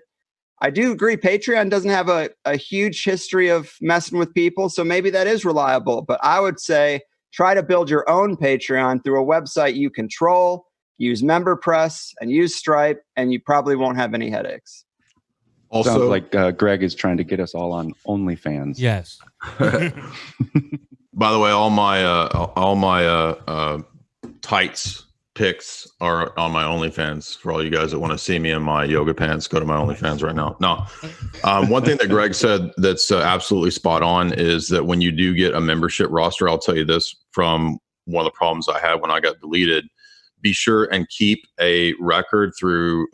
Now, MailChimp can drop you. They've dropped people like Stefan Molyneux, other people as well. But if you do use a service like that, keep up with all of the emails of your subscribers, so that if your payment processor drops you, you can email all those people and say, hey, follow me back to this new one. But don't ever lose those emails.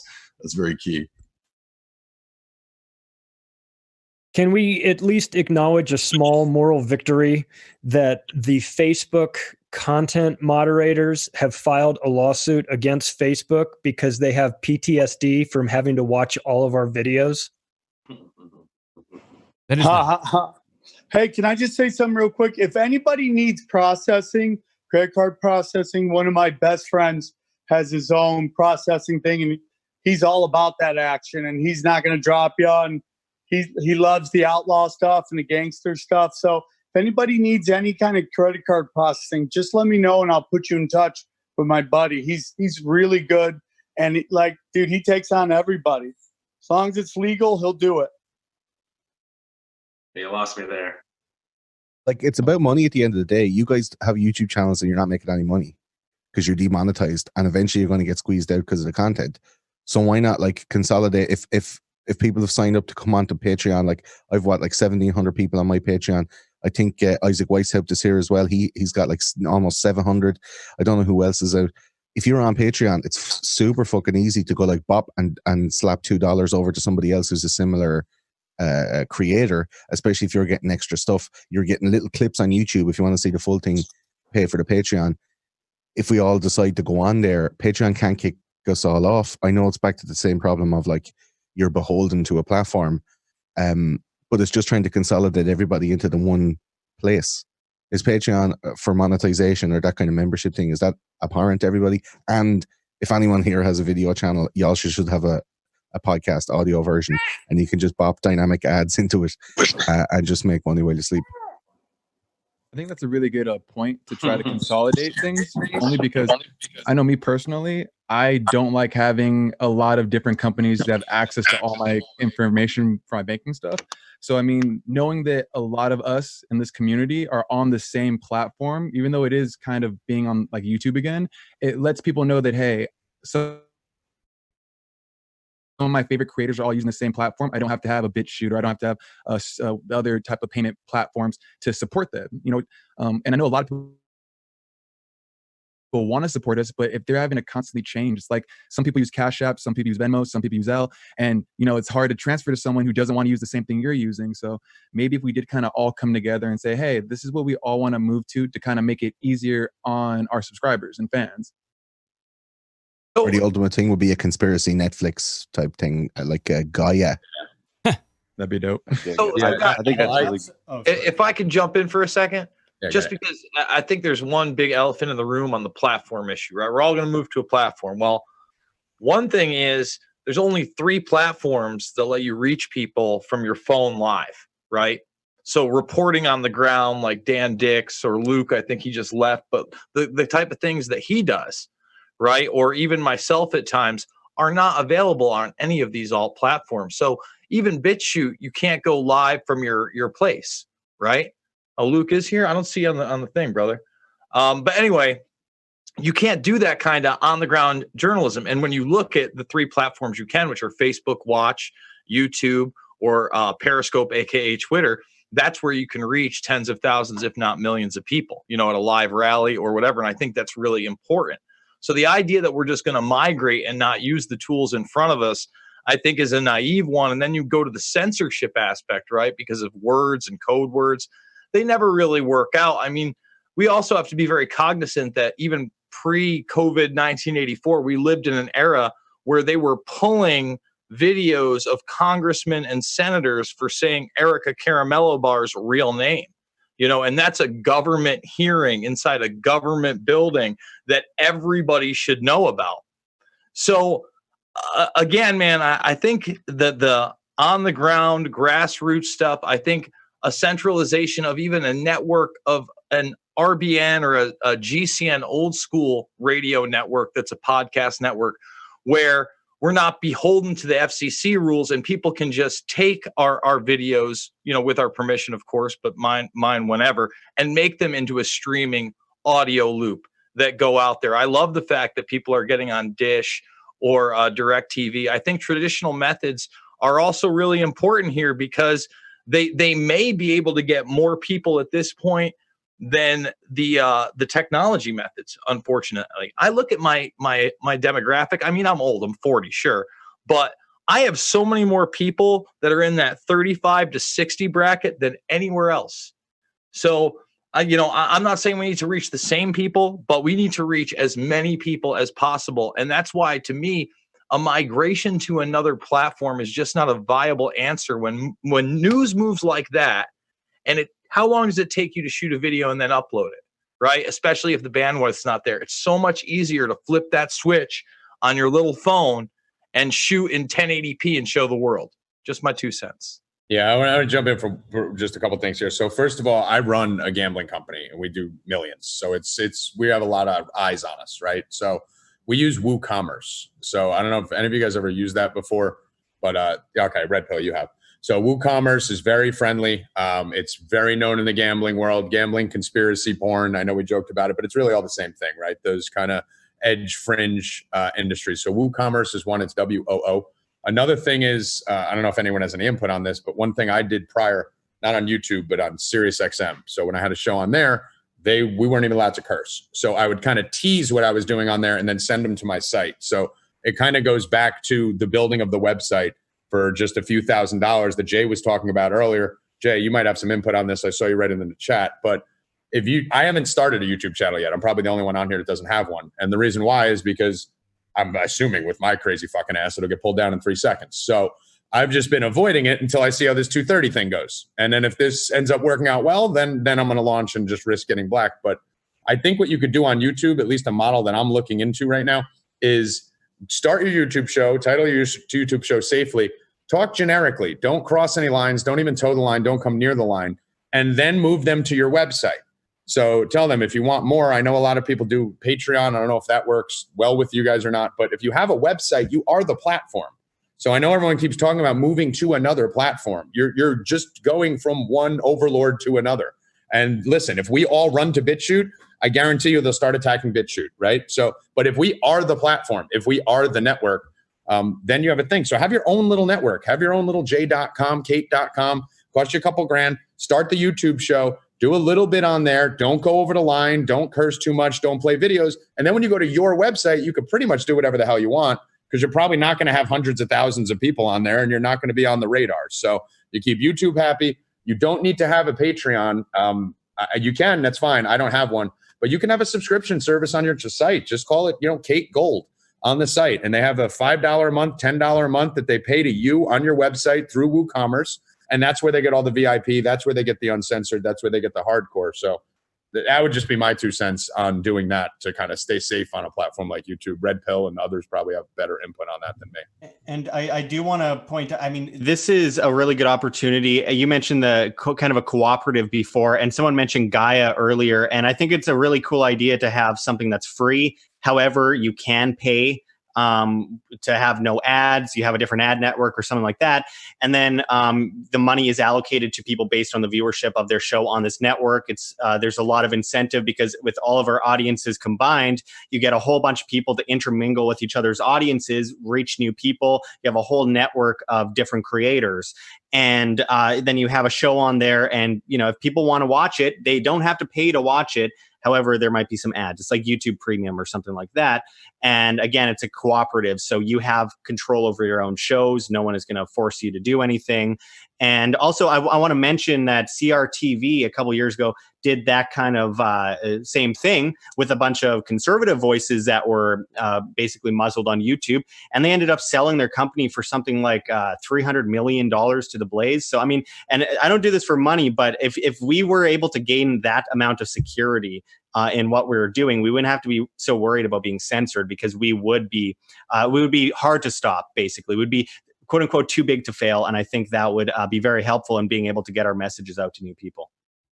Yeah, I think it's important that we don't, even if we did start a website or something, or we propose that idea where you can get our content uncensored, it doesn't mean we don't have our own website. It doesn't mean we don't utilize YouTube and put clips on there. Like, it doesn't mean we have to stop doing any of that. In my opinion, the more places we're at, the better. I mean, I've always been my stuff's all open source. I tell people, put it wherever you want. I don't care. I mean, when I started my show, I was a huge fan of James Corbett. I love the way that he did it, where he's just like, hey, you want to rip it and just post it on your YouTube channel? Who cares? Like, the most important thing is getting this content out. And then you can start a Patreon page. You can do something like James Corbett, where he has a subscriber page, and you can subscribe for some extra content or whatnot. But I think it's, we're obviously, we're not in this because it's a great business decision, to get into alternative media, so making money is a great thing, but it's also, I think we all agreed, the most important thing is getting this information out there and then getting creative with how to make money afterwards. And if we have great content, but nobody's seeing it or nobody can get a hold of it, then what's the point of having great content? So if there was a lot of money that was coming in, then there'd be more money to spend on advertising and getting more people to see our content. So, I mean, I think it kind of goes in a circle. It's kind of perpetual, Well, if you're not demonetized yet, you can still make money off the clips, off the trailers. They still will pay you for that as long as you're not demonetized. Before we started uploading all these videos, we were putting the clips and they were paying us for that. So you can still make money off of YouTube. And like you said, just send them back to your website. And guys, I just want to say that some of you guys are just doing video shows. Again, somebody said you should do audio. And then you guys should all go on AdvertiseCast. They get everybody. Manscaped, Blue Chew. There's a lot of advertisers that don't care like how risque you are.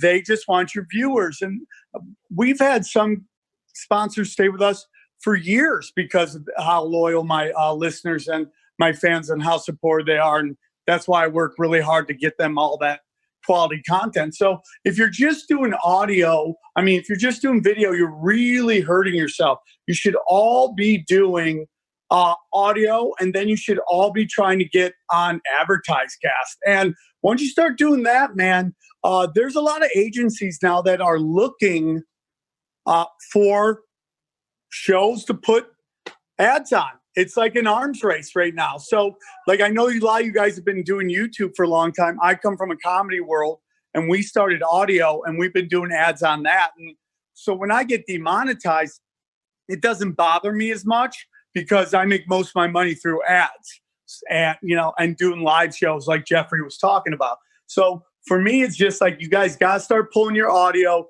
and putting it out as a podcast.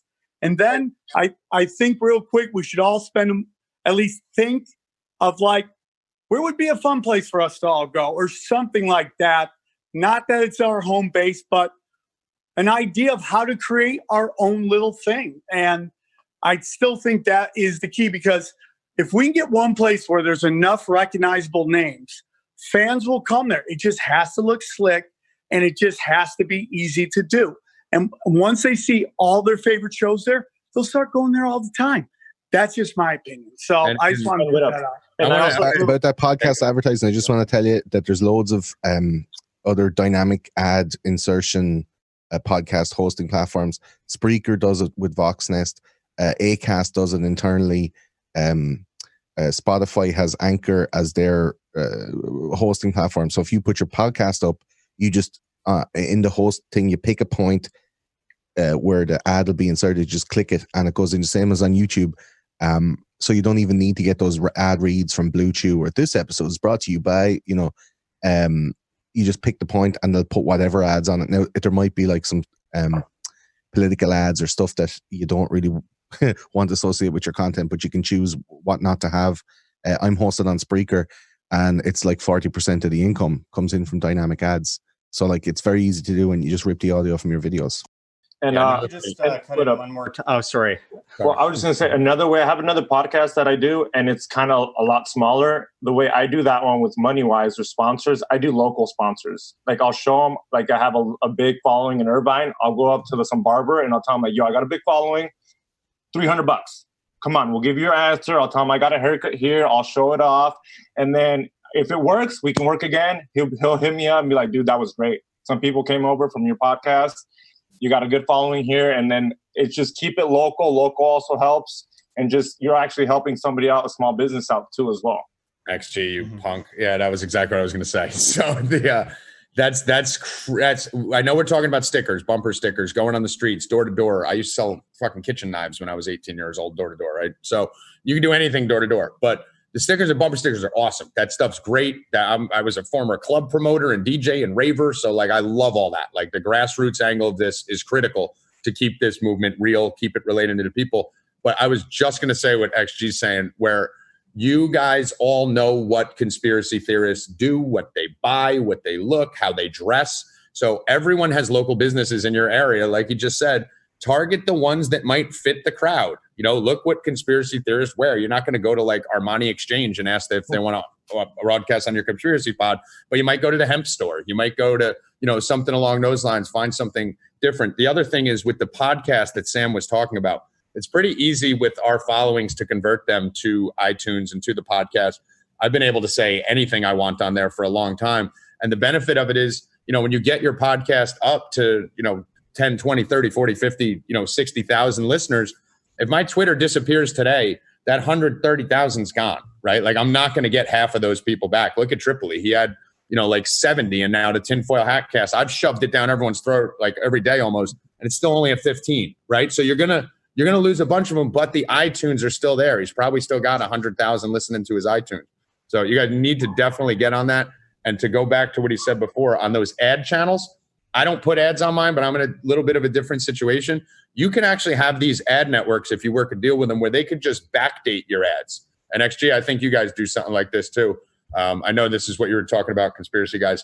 You can actually have two options. You could do ads on your, if you just want a 60-second Bluetooth Chew ad that you read, but you can also monetize your prior podcast, and they'll just put in whatever they want. So that way your live podcasts maybe have no ads or just one ad, but your back ones might have 2, 3, or 4. And that motivates people to listen to your pod within the first week so that they can avoid those ads. And then if they do go back and listen, you can get paid on the prior ones and not kind of muddy up your current one with just ad after ad after ad, which no one really wants to hear. But I actually got to jet out of here. I just wanted to throw that in.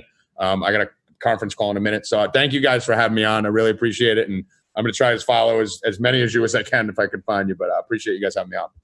And if I could just throw something in, I have to take off too, but people get the wrong idea about the ad networks. Most of the advertisers on these ad networks that advertise on YouTube don't have anything against advertising on your videos. It was YouTube as a conglomerate that decided to pull ads from videos. They used ISIS videos a few years ago as a reason, an excuse, and they started pulling out ads on content they deemed inappropriate, whatever that means.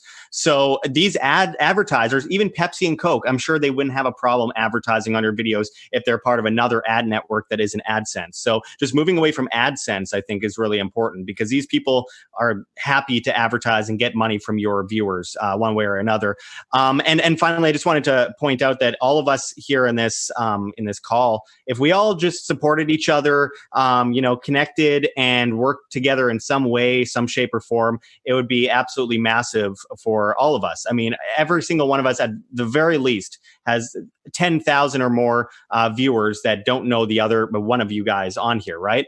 And if we all were, working together in one form or another, we could actually pass around a lot of viewership and get our information out to new people and kind of crack through this issue that we're having today. I really appreciate being on this call, and I got to take off, but it's an honor to be in this massive call with all of you. Hey, thanks, guys. Thanks for joining us. Thank you. Nice meeting you, Later, Josh. And then Josh. I would like to just piggyback on that as well. I think if maybe there's one microsite landing page that we set up that is, the unwanted.com or whatever you want to call it. And it is a listing of all the affiliates, but then to have your own website, if you have an affiliate page where you can bring in, and hopefully Mike and some of the folks who are going to repost this will have links to everybody, so we can just easily pick them up and then maybe even do a little design work around them and just have a page that says, hey, you like this podcast? Here's some other ones you might like. And then maybe we'll lose a listener or two because they'll like your podcast better. But that's what it's all about. It's community. Give me a damn That'd be a cloth really to good wipe my face and stuff. to do, because the thing is, you can treat it almost like a nonprofit website, because whatever AdSense is generated by people getting trafficked over there, that can all just be used to go into AdSense to promote that website on its own to get the message out even louder. Because it's kind of like you have artists that you may listen to and stream their music, but then you have an artist that you actually will buy their merch, you'll buy their records because you want to show support. That's basically how it would be with us. Like, we have a network or a safe place, I guess, where we can share all of our content and all the people can come find us. But then when they find a show that they like the most, that's the one they're going to donate, or that's the one they're going to support their Patreon. But just having a community site that we know that, okay, AdSense is getting generated from that website, we can now push that into it even more and just keep growing it like a nonprofit.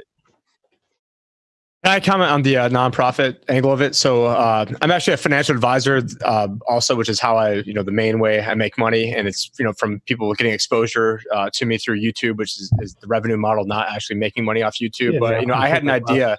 Hey, Ernie, you need to mute yourself.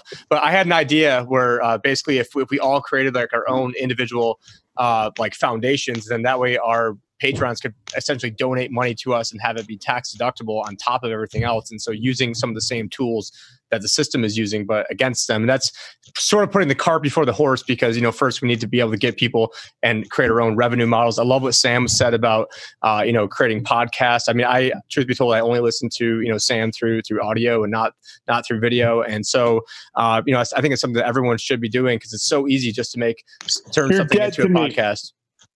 No, it's just easier, man. But yeah, I mean, and also going low tech. I mean, so going out there and having, like Jason was talking about, getting the 53-inch TV and going out to the people and doing bumper stickers and doing those sort of things and going back to low tech. And I also invited Ernest Hancock on here as well, who he's been sort of spearheading the IPFS movement, and he was able to make it. He's actually coming from his love bus right now. He's driving across the country to spread vaccine awareness. But he's an OG in the movement, created the Ron Paul Revolution logo, helped spark the Ron Paul launch off. And when it comes, and right now, if you want to watch Plandemic, the only version that's never been taken down is actually his version on IPFS. So I don't know, Ernie, if you want to chime in about IPFS. The people that are patrons for a lot of the stuff that we do were a lot of the money behind Plandemic the movie, and they were upset that it was censored so much, especially it was popular. It's popular and it's gone. And they knew we had done the IPFS, but they didn't understand its ramifications and why. Because we knew that this was coming, that there was right when you needed it the most Super Bowl time, and it's gone. And so what we started a few years ago, Derek Slopey is my IT guy, and he told me, he said, this interplanetary file sharing thing, he goes, this is what you're talking about. Because we did pirateswithoutborders.com, and the third letter of Captain Mark in Reprisal is first mate, whatever. But the third letter was all about this. It was hailing frequencies invisible to the crown. And people would talk about Signal and WhatsApp and all that got popped by Facebook, all this stuff being end-to-end encrypted. And I'm going, yeah, but they know who you're talking to. You give them the phone number. I go, you go into the Pirate Bay and you have the ISR on Lighthouse there watching everybody. They may not know what you're saying, assuming they don't know, but they know who you're saying it to and then who you talk to then. And then they're mapping out the pirate network. So all these social medias, it doesn't matter whether it's secret or not, and I don't believe it is, but even if it is, they know our network. Like right now on Zoom, they already know that we're here doing this and whatever. When they did Jade Helm a few years ago, a lot of the activists, from the Levolution, they came, oh, man, look there, Jade. I go, and me and my friends, old guys from the libertarian movement were going, you guys got your phones on, right? Well, they know your network. I mean, God, I can't believe what you guys are doing. So my thing was I wasn't worried so much about the network as I was about the censorship. When the information, everybody was going to know, they may delay for a few weeks or whatever, but sooner or later, everybody's going to know the truth about various different things. And, but I just didn't want the censorship. So what we did is we started, it was a year ago in February, and we turned it on and we did James Corbett's entire site. We did Pirates Without Borders, Freedom's Phoenix, and we started, copying a bunch of other videos and different channels and so on. Well, when pandemic hit, it was a neon flashing example of what we were talking about. What we were talking about is there's going to be something that they're not they want it delayed. When it's the most important time, when it's Super Bowl time, they're going to shut it down. You're not allowed and you can't do it. Well, we demonstrated that, yep, there it is, and it's there forever and always, and bite me. So that's what we were looking for, is the communication that can't go away. The privacy of it is important also, hailing frequencies invisible to the crown. But the main thing is I didn't want them to take it away. And we stopped doing Facebook and Twitter and YouTube, and I'd stop emphasizing that other than say, hey, we're here to let you know we're over there. In 10, 9, 10, 11, we just kind of stopped because I could see where it was going. If we don't have social media that can't take it down, it's if they can, they will. They sure as heck want to. It's not like they got some moral hurdle, they have to go, oh, we shouldn't do that. That would be wrong. No, they're messed up in the head. They're going to do it. So my whole thing has been, until we have social media that can't be stopped. I'm not even really that concerned that they know it. It's like Bitcoin. We can see you, yeah, but you couldn't stop the transaction.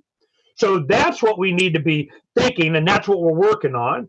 And we decided in October, I could see what was coming. And like before, they go, how did you know? And I'm like, how the hell did you guys not know? Well, I know this crowd, a lot of us, we knew. It's just when it hit. And Corbett and I had been doing a show every week for a long time, for years. And it's like, I'm going, is 2020 it? Yep, it's it. So in October, we decided to do this. December, we got funding. January, we bought the bus. For the last month, we just started the tour yesterday. I take it in tomorrow to get painted and wrapped, and logo will be at Fork Fest. And we're going to be chasing 76-degree nighttime weather so I can sleep nice, whatever, throughout the next year. We start in Northern America, and we're going down south for the winter and then back up. And the reason is to support individuals that are challenging all this mandates for vaccines. And there's two issues. Do I own my body? Is it mine? I don't need forced notions and potions from the crown into me and my kids. And the other thing is, if it pleases the crown, may I occupy my own land? That is one thing. I can occupy the sidewalk in front of City Hall or the police station, and I'm fine. And I can have them power wash my crap into the gutter for me. But if I take that same tent and sleeping bag and put it on my own land out in the desert, you go to jail for not having an occupancy permit. And I'm like, when the hell in America did that happen? So that is what I see as a big thing. I own my body, and do I own my land? And the thing is that that's what governments were created for, is to protect me, not have me locked down, not have me curfewed, not have me, I can't go. You see, so what good are they if they're not defending those individual rights? So in a nutshell, that's why we're doing this. That's what we're doing. We're on the road. It's begun. Well, everyone can go to IPFS.io. It's amazingly documented. I actually was taking a look at this a few weeks ago. I wrote Charlie and Ricky and Sam about this as a potential means for distributing content. And I was looking up there. You got like node clusters and desktop support. It's a really awesome piece of technology that everyone should look into and start using. Yeah, and is there any technical questions anybody wants to ask? Because I think Mike and Ernest would be great guys. Oh, he to far ask. surpasses me. I mean, come on. Oh, you're assuming Guys, I gotta everything. jump. I'm sorry. I gotta jump. Thanks. This was awesome, dude. I enjoyed hearing from everybody. I hope we could do it again soon. Absolutely. Thank you, Sam. Take care of your babies. Bye, guys. See you, Sam. Thank you. The technology is really not. I'm not the guy. Derek Slopey is the guy that is my IT guy, and he explained it to me. And I go, let me get this straight. I can take any file, audio, video, text. I can put it up on our own servers that have an IPFS node. It's kind of like a blockchain transaction or whatever. An IPFS node, and then anybody that wants it can go get it, and then it replicates on the nearest server to them, cached copy of that file. And then anybody else, and it goes, the fastest ping, it goes to another one and another one. There's tens of thousands of these nodes. Well, we started taking Raspberry Pis with a terabyte hard drive on it, and Raspberry 4s now are even, hell, they're way better than the others now. And we wanted pirate boxes so that for a couple $100, somebody could get, a terabyte, have all preloaded of all of Freedom's Phoenix stuff, Pirates Without Borders, James Corbett, and we take it and they have it, and it's a node, they turn it on, and it's done. And what happens is the more you request a file like Plandemic, the faster it serves it, because there's more copies of it. It scales automatically. So this is, to have me do it, I'm like, but Derek already has it done. The next stage, we've been working on this for years. The next stage is search. That has been the problem. And now we have IPFS page, an index of all of them. Because I'm old enough to remember in the mid 90s, Yahoo was just a couple of college guys that, here's the listing of cool stuff. It's cool. And you want to go look at the cool stuff here. Oh, you got a cool page? Well, send us a cool page application and we'll put you on the cool list of being cool. It wasn't these robots and everything like what Google did. So now with IPFS, all you have to do is you fill in the format that you have. Here's the hash, here's the metadata for the links, here's the, and you go search that, and it's over. When search hits, we've talked to a bunch of guys. Colin Pape at Pre-Search has started working on this a little bit, and Derek has it ready. He's just busy. We're just so, he's got bulldozers and hacker space and 18,000 foot square warehouse of laser cutting. He's like, oh man, that's like work, man. I got other stuff to do. But he's right on the edge. If it's done, you go on, you do a search right now. You go to sitepins.net, I think it is, and it's already there. This is all done. We've been working on it for years. What we did is demonstrate it because we knew this was coming. That last Anarchapulco in 19, Luke and the guys are always, Dan Dick, those guys are all making fun of me. Oh, there's Ernie again. He's going to start drinking your shots because he's going to say IPFS, And, but I'm going, yep, you got to start getting demonetized now. You're getting deplatformed. You're going to be taking this seriously. Well, now here we go. So it's not necessarily have to be IPFS. It's just we wanted to demonstrate that it could be done. This can be done. It is being done. And I'm just, So we're out in the wild promoting this kind of stuff because, that's what I do. So I don't know any more than you guys other than that it works and we can get you guys set up. I mean, it's not that hard. It looks amazing. Yeah, I'm going to download this and start toying around with it. Yeah, if the biggest obstacle you guys have is search, that's something that I would definitely like to start taking a look at. How do you build a recommendation algorithm around IPFS? That might be interesting to try to do. And it's all built. It's all right there on GitHub. You can take a look at the code. So very interesting stuff. Well, I mean, what else? Is there something else? I mean, I'm all about.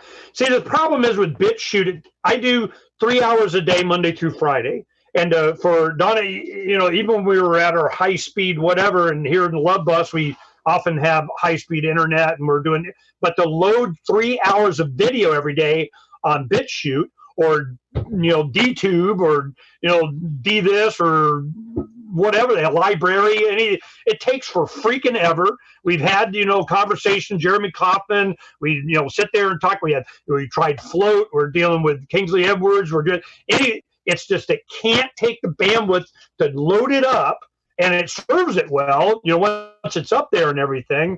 But, my wife will divorce me if I make her do this all the time, standing there waiting for it to freaking load up all the time. So we need something that's fast, that goes up, that's available. And if they can't serve the user, the content supplier, certainly when you're doing 3 hours a day, well, hell with them. We'll just do our own pages. And this is what Corbett did. We scraped the YouTubes for like Luke and so on. We scraped all the YouTubes and the YouTubes we have on Freedom's Phoenix. We're 15 years. We have over 400,000 entries, 29,000 videos we scraped.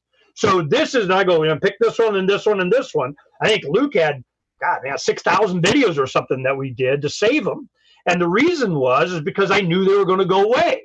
So the Liberty community, we have the answers. And certainly James Corbett was a great example. I'm going, hell yeah, I want Century of Enslavement. You put in, Federal Reserve, it's the first thing that used to pop up. Now it seems like it's starting to come back. And I think they, them, those, I call them, who are they, you conspiracists? I go, there are those that just want to be left alone and those that just won't leave them alone. That's who they, them, those are. Well, they, them, those that won't leave me alone, they are censoring this very kind of data. And I think they're starting to see that it's created, it was already there, and the infrastructure for bypassing all of this stuff is ready to go snap into existence. And they went, whoa. No, we'll keep it up. We'll, I go, yeah, screw them. I don't trust them. It's not going to happen. And those that are trying to live by the algorithm, is just going to be roadkill.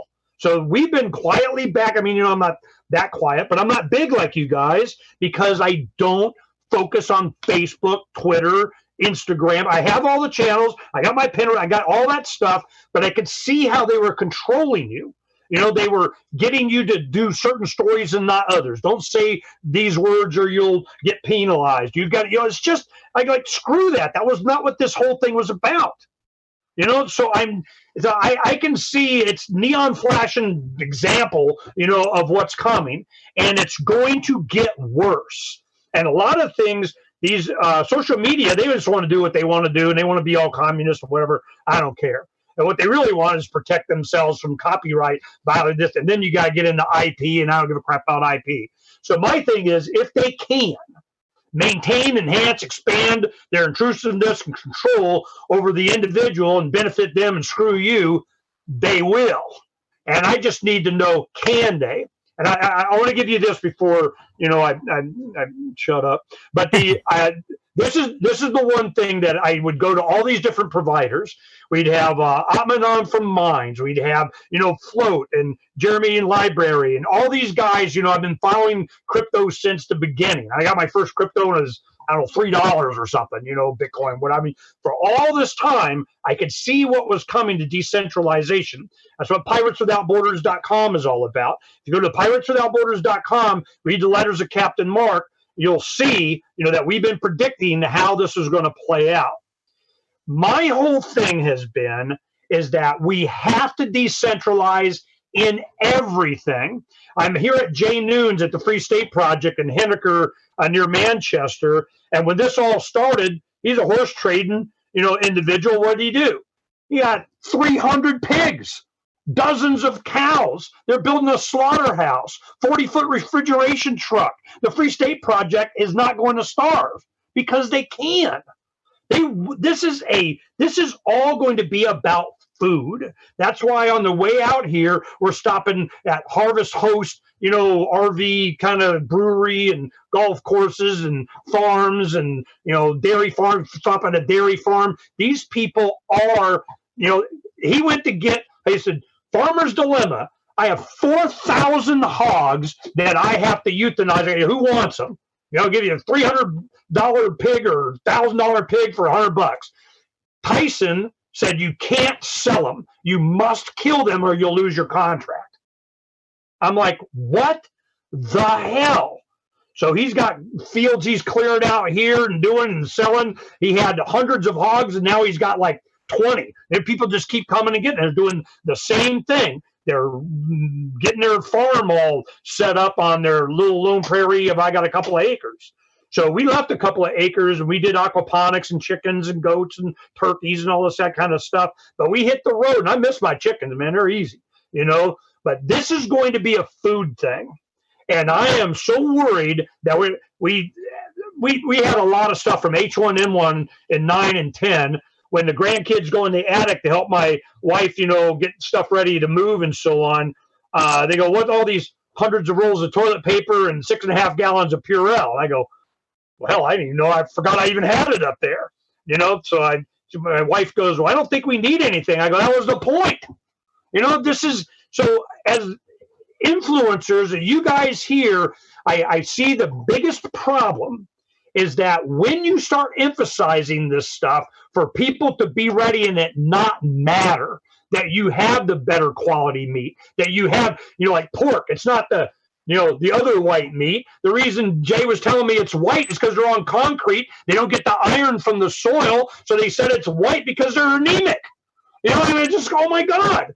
This is stuff that they didn't anticipate, that people were learning this stuff, that people have alternatives. And what happens is when you guys start talking about this and you're learning about and you're starting to share, that's when they're going to start shutting you down. That's when they're going to demonetize you. That's when they're going to say, no, you're not allowed to talk about that stuff. So we got to get up. And if you guys got something else, get us on something else. And this is my standard, the Catapult channel. All these guys, I go to them and I say, hey, man, can I have my Catapult channel? Oh, yeah, we got, knives and guns. And I go, no. Little furry white baby kittens being catapulted into sorrel cactuses with spines sticking out their eyeballs. Okay? When you can't take down that video, then I know I'm free. Because the internet is all about freaking cats. Man, you harm a freaking fake cat, they will come after your ass. So I just want to know when I can have Catapult videos and you can't take them down, that's when I know I'm free.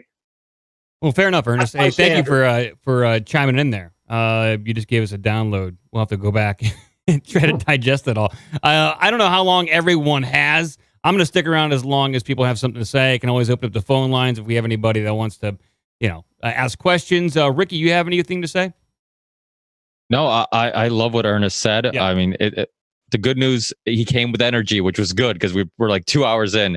The bad news is I never sent him the email telling him we were trying to limit it to 2 minutes. But that's fine because everybody else, I think, has been kind of quiet of late. And I think we needed that. We needed that tech aspect of it. And also, I think we needed the fact that he actually came with some solutions. And Yes. I think that's something that we're all open to. I think the common thread with this whole conversation is the fact that we all just care about getting this content out there, it being uncensored, people being able to go down any rabbit hole they want. And when we first got into this, when whatever documentary or video or whatever gave you that red pill to get us down this rabbit hole, that's much harder for people today. It's harder for them to get that content. And, so solutions is exactly what we need. Does anybody want to expand on what Ernest said? Or Mike, do you have any questions in regards from the tech aspect just of the it? tech side. I mean, I'm not going to ask any questions. It's just a very interesting technology. I'm going to download it and start playing around with it. It's not unlike a more expanded and more well-refined version of Napster, but you can spin up your own instance and and upload things to it. So it's fascinating. I'm going to start working with it and promoting. I got a Raspberry Pi sitting here that's just waiting for to be worked on. So I'm going to see what I can do with it. I met Jay Noons here. He wanted to do a 2-minute thing. He's part of the guys doing all of this food thing. I think it'd be interesting to hear. You mind if he gives a couple of minutes? I'm sorry, I didn't know I was limited to 2 minutes. That was a mistake. Tim, you should have told me because. It's all right. It's all good. Yeah, no, you came in when I think we were kind of just sharing ideas, and we didn't know what solution was best, and we're kind of just sharing solutions. So I think decentralization, everything. Go to pirateswithoutborders.com, read the letter, and boom. We've been thinking about this I've been doing this for 30 years, and I'm telling you, if it doesn't come down to the individual, what's the point? The whole point of government, that's why my show is Declare Your Independence. The purpose of government is defense of individual rights. When it doesn't do that, it's type to alter or abolish it's your right, your duty. Now I'm in. That was it. And I go, if they're not doing that, and what the hell are they good for? I'm locked in my house. I wasn't. I didn't give a crap. But, the thing is, if they're not protecting me from being locked down, from being forced vaccinated, from me having my guns taken away, from them, what the hell good are they? I'd say, next. Anyway, Jay, go ahead, man. Just give a 2-minute. Well, I'm not on a camera here. But anyways, this is Jay Noon. Can be. And go ahead, put me on. And I've been in agriculture my entire life. Maybe not. And as you guys as influencers, what you should be doing, in my opinion, is you should be telling people to make it a point to go meet a local farmer if they're not able to farm and raise themselves, even if they are. Like literally what I did 3 months ago, one of my friends is a pig farmer. Yeah, 4 months ago, I guess. And I'm like, hey, this scamdemic's going on. You've been listening to Ernie, I listen to all these podcasts and he listens to a lot of them too. I says, yeah, we got to get ready for this because we need to feed a lot of people. So we went on a hunt to start buying pigs, and we came across a guy with the euthanized deals. So I got some friends together and we bought a semi-trailer load of piglets, 680 of them, essentially, between all of us. I ended up with 200 of them. And then I've been selling them literally to everyone here. $150 if you pay cash, $100 if you pay me in Bitcoin, silver, or bullets. And I have sold about 70 or 80 of these piglets literally in Bitcoin, silver, bullets, and also Utah goldbacks. I don't know if you guys have seen those for the $100 price, because piglets, just get on Craigslist and see what piglets are worth in your neighborhood. They're probably asking anywhere between like $150 to $200. That is insane. I mean, 2 years ago, it was to buy a 30-pound piglet was like $15 at some auctions out here, or high retail was like $80. Everything's like double the price. I've been scavenging the Northeast for cattle. I'm going to pick up 4 steers on Monday. On Wednesday, when I bring some market hogs to the slaughterhouse. And we are, our problem is with the processing capacity. In fact, that's everyone's problem. That's Tyson's problem, for example. But, they're controlled and they have an agenda and whatever. I'm not going to get into that.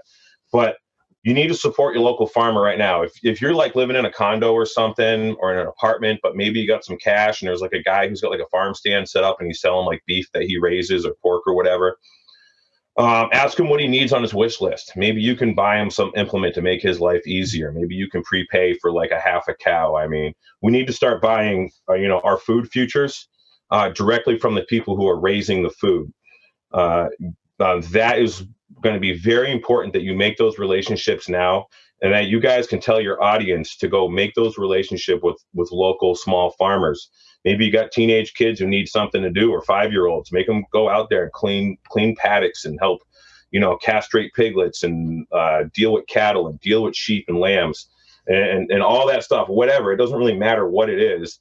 Protein is a serious thing. And when there's a protein shortage, you're going to see all the bad shit that you've seen, like in all these countries that have collapsed, like Russia, like, Venezuela, where they're, eating all the dogs, and even countries that would have had to eat all that whatever they could find for years.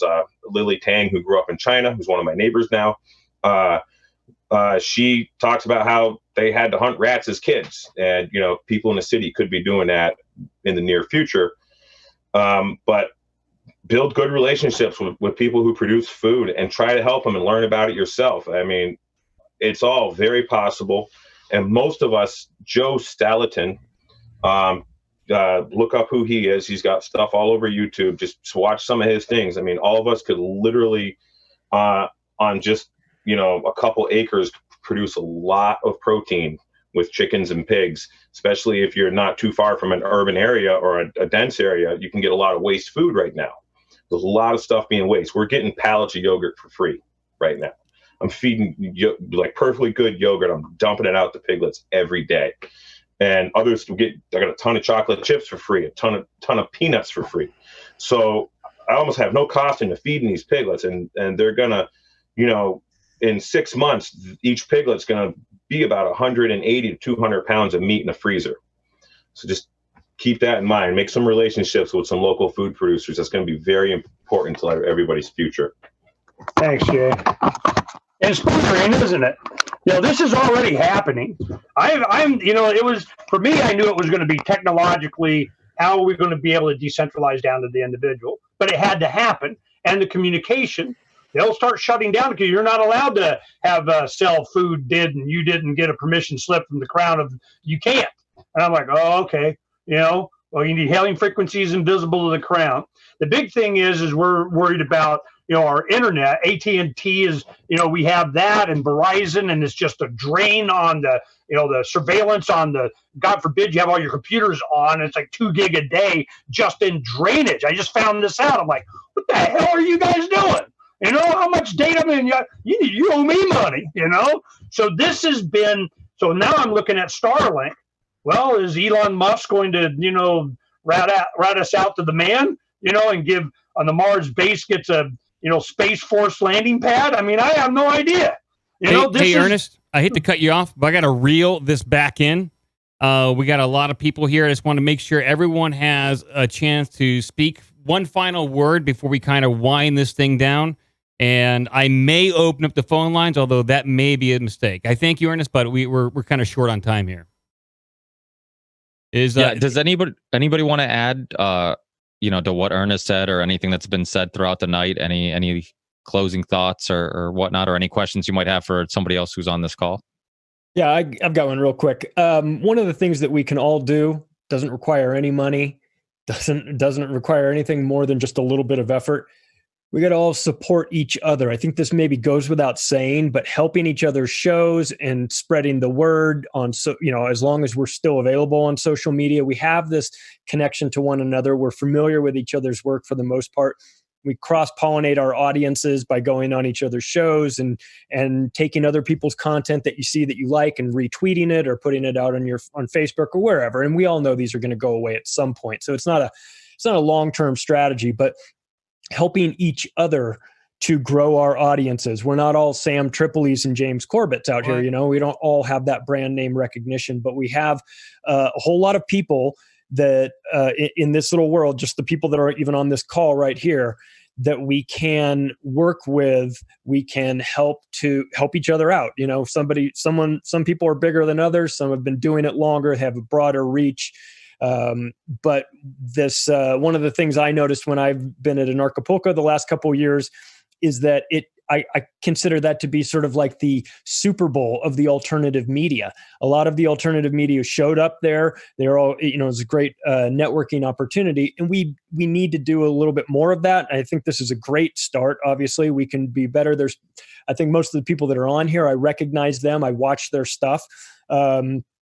But still, just our ability to spread out the audience to some of the other shows that maybe don't have the reach can be very helpful. And it doesn't take much. It just requires a little bit of effort. It doesn't cost us anything, just to be mindful of sort of, we are all in this, they've been saying that for the last 3 months, we're all in this together, which we all know is bullshit. But this alternative media situation, we really are all in together. So the fact that we can come together, help each other out, promote each other's work, I think will go a long way, and it's the right thing to do.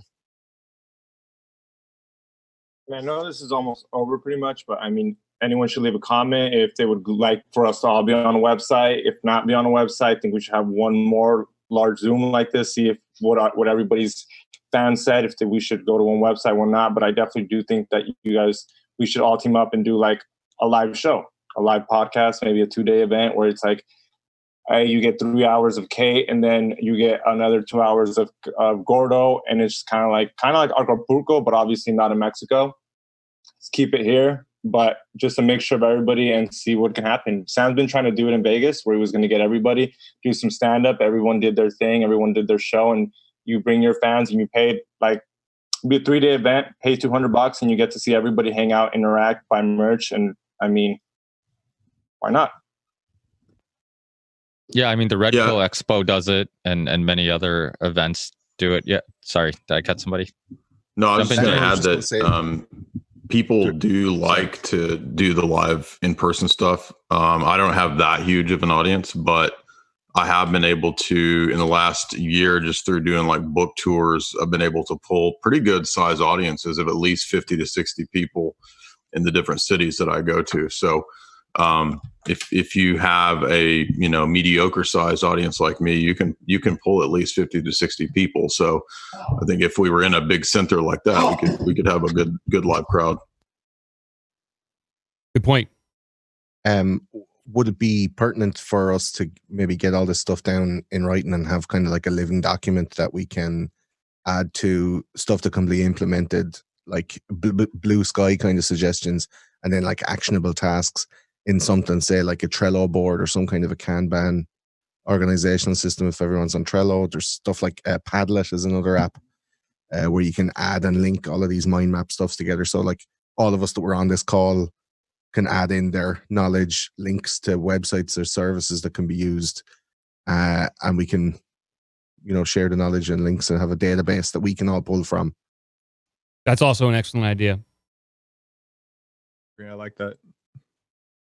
Anybody else want to jump in? Any final thoughts or opinions or perspectives? I mean, I think that we did, we're kind of doing what I was trying to accomplish, and that's not really come up with a solution, but share possible solutions and kind of go from there.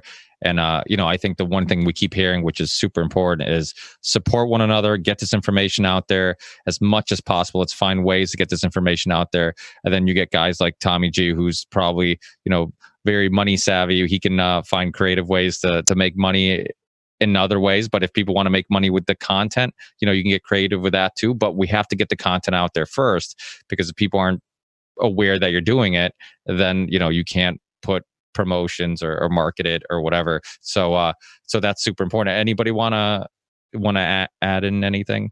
Kate, Tim? Yeah, Kate hasn't spoken in a while. Cretchit hasn't said anything. What say you? Well, all of this, can you hear me? All of this is way over my head, but I love the idea of everybody working together, because our reach is super powerful. I love that we all have different voices. I love that we all talk about different stuff. I think we continue this conversation, and we don't really need to commit to anything right now. Let's try a few different things. Let's just keep the conversation going. This is a great start, I think. And I actually have to bail, but I was very honored to be here and listen in on most of this stuff. I'm taking mental notes and I'm learning from all of you. And thank you for having me. Back to you. Thanks, Kate. I really appreciate your time. Thank you. Bye, Kate. Thank you. Bye. And anybody else want to add it? I mean, I'm a big fan, as you guys know. I've been saying it over and over again. James Corbett. That's why I made sure he was on the call. I love the idea of getting the information out there as quickly as possible. Let people rip it or whatever, and share it on any website they want. But that's not the only way to do it. That's one way that we like to do it. But we should entertain all these things. And like XG said, we can ponder on all these options and all these things and kind of go from there. I mean, as long as, I think everybody's biggest concern is as long as nobody's censored and we can get the information out there, because that's the most important thing. It doesn't matter what we agree on or what we don't agree on. It's about getting the information out there, and everybody should have the right to listen to everybody's content and watch everybody's content and enjoy it. So we need to find a way to bypass that and get the information out there. And I think working together is a great step in the right direction.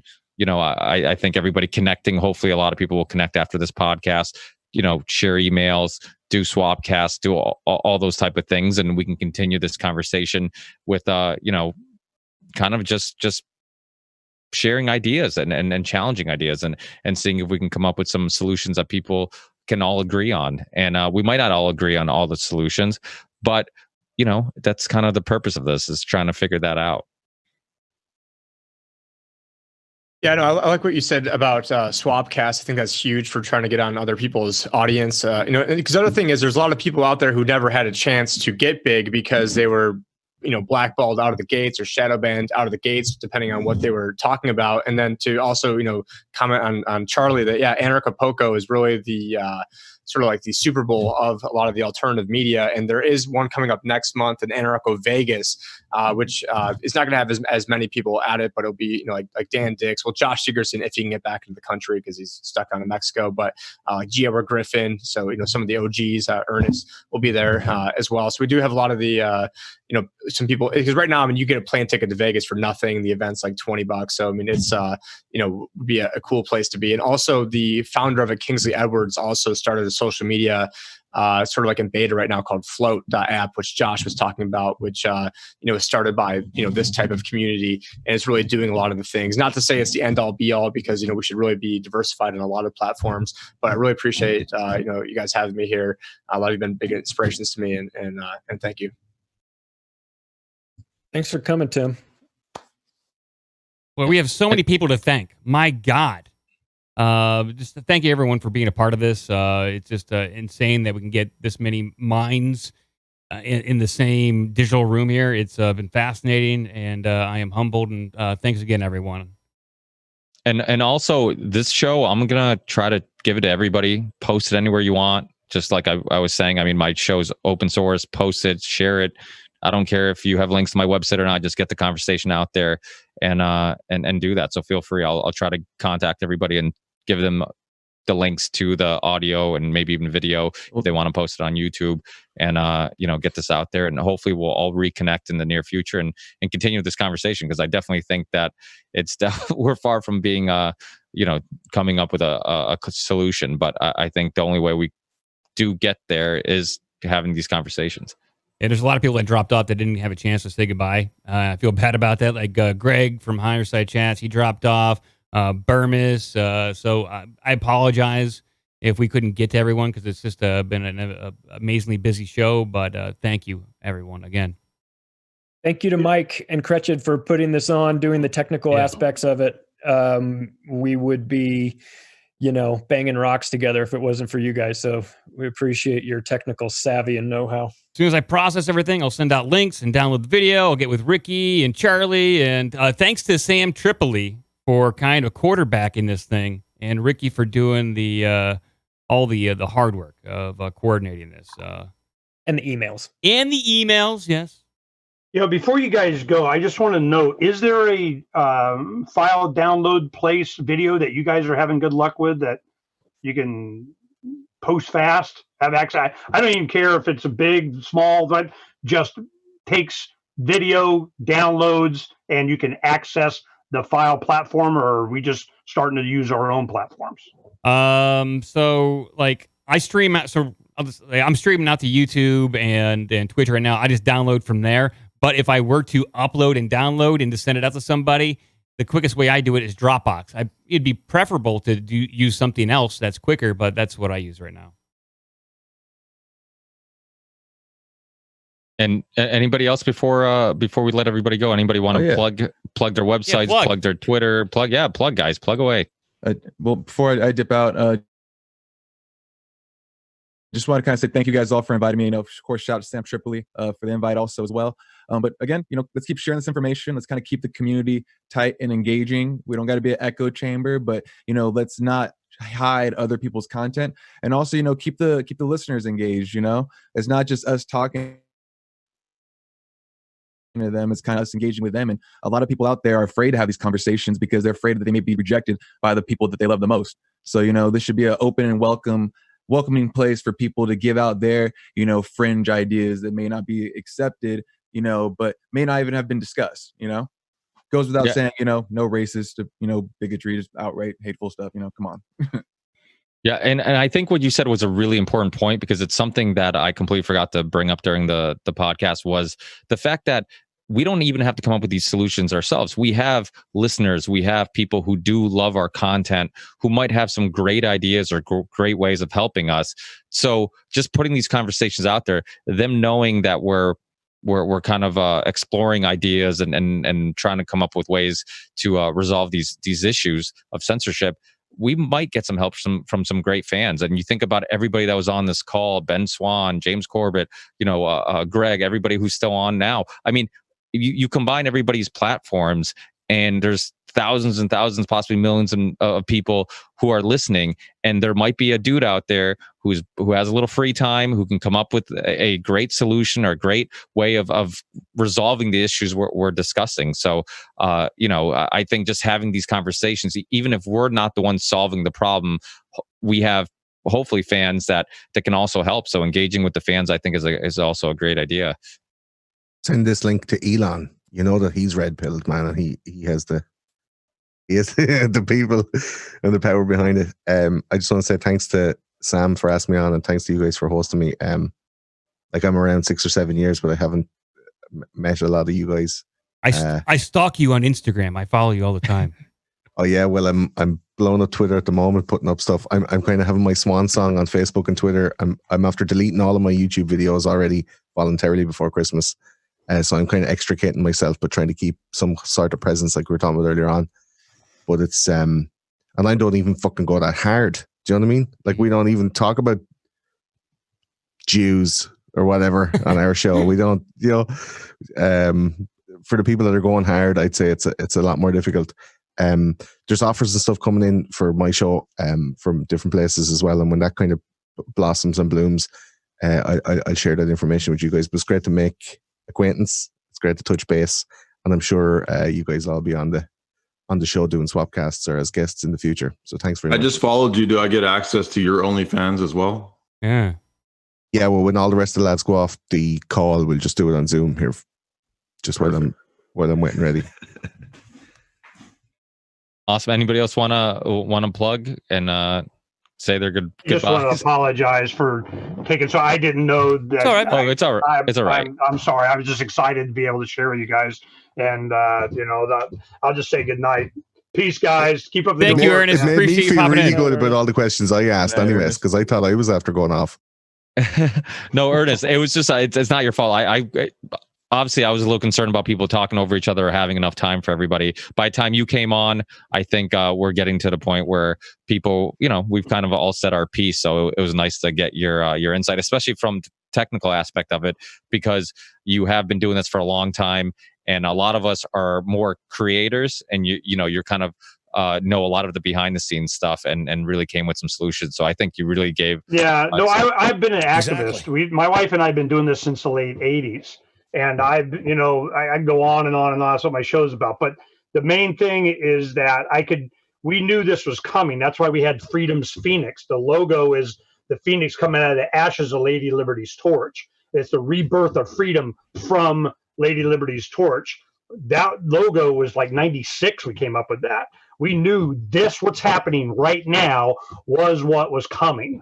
So we were preparing for that. Well, when that happened, we were technologically, because we we're ready for this. And that's why I was so excited to explain this to you guys, let you know that there is a solution. It's already being done.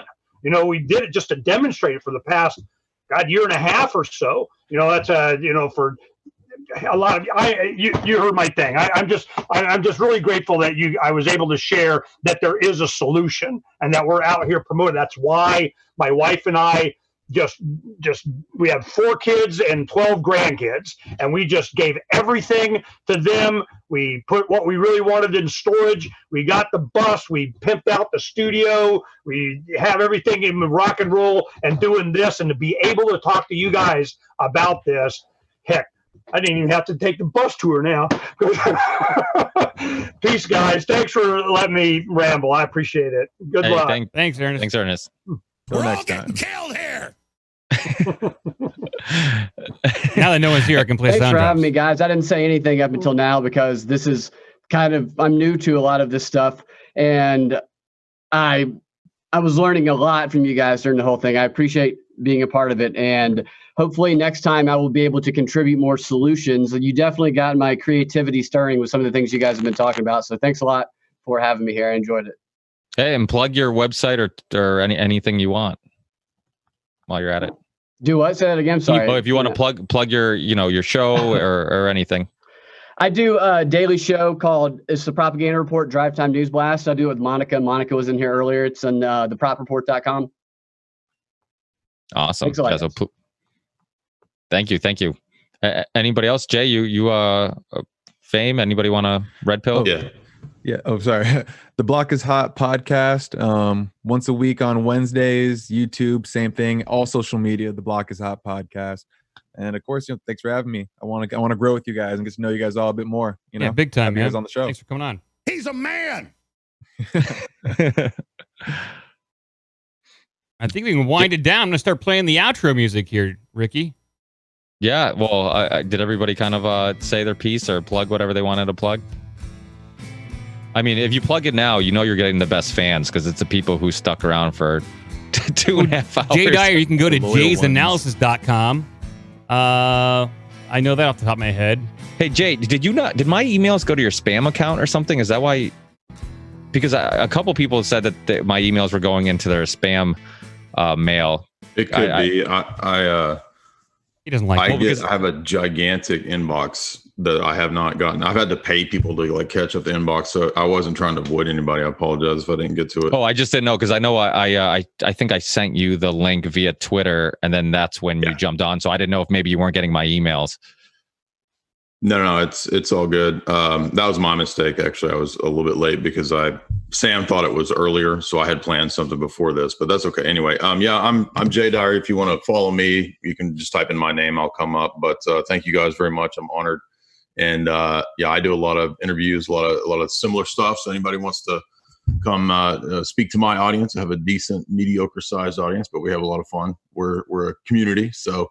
Any of you guys want to hop on, just hit me up on any of the socials. Twitter is probably the easiest way to reach me if you want to get me there. But yeah, thanks so much. Thanks, Jay. Thank you, Jay. And of course, people know the conspiracy guys. You want to plug? If people don't know the show?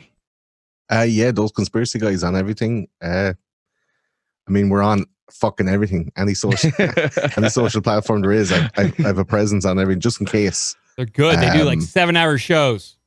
Yeah, we go deep dive and a lot of dick jokes. It's kind of a bit of levity.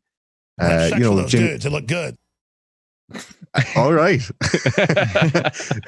And Turn the Frogs Gay. No, we've loads of stuff from like ghosts and ghoulies and werewolves and kind of cryptozoological stuff into like hard conspiracies and Jimmy Savile and pedophiles and the Vatican and a lot of history stuff. It's history and comedy, and sure, look at anyone that knows history knows it's all a conspiracy. I'm into all that shit. I love your stuff. Yeah. Cool, guys. Now I will play the outro music. Yes. I didn't know if Red Pill was there or not, but yeah. Either way, thanks, guys. Ripple Effect Podcast. This was awesome privilege to have all you guys on. And let's all stay connected and stay in touch and support each other's work. I think that's a step in the right direction in regards to growing this community and fighting back. Yeah, big time. We'll stay in contact. Next time, gentlemen. See you soon. Until next time. Thanks, everybody. Thank you. Take care, guys. Have a great night.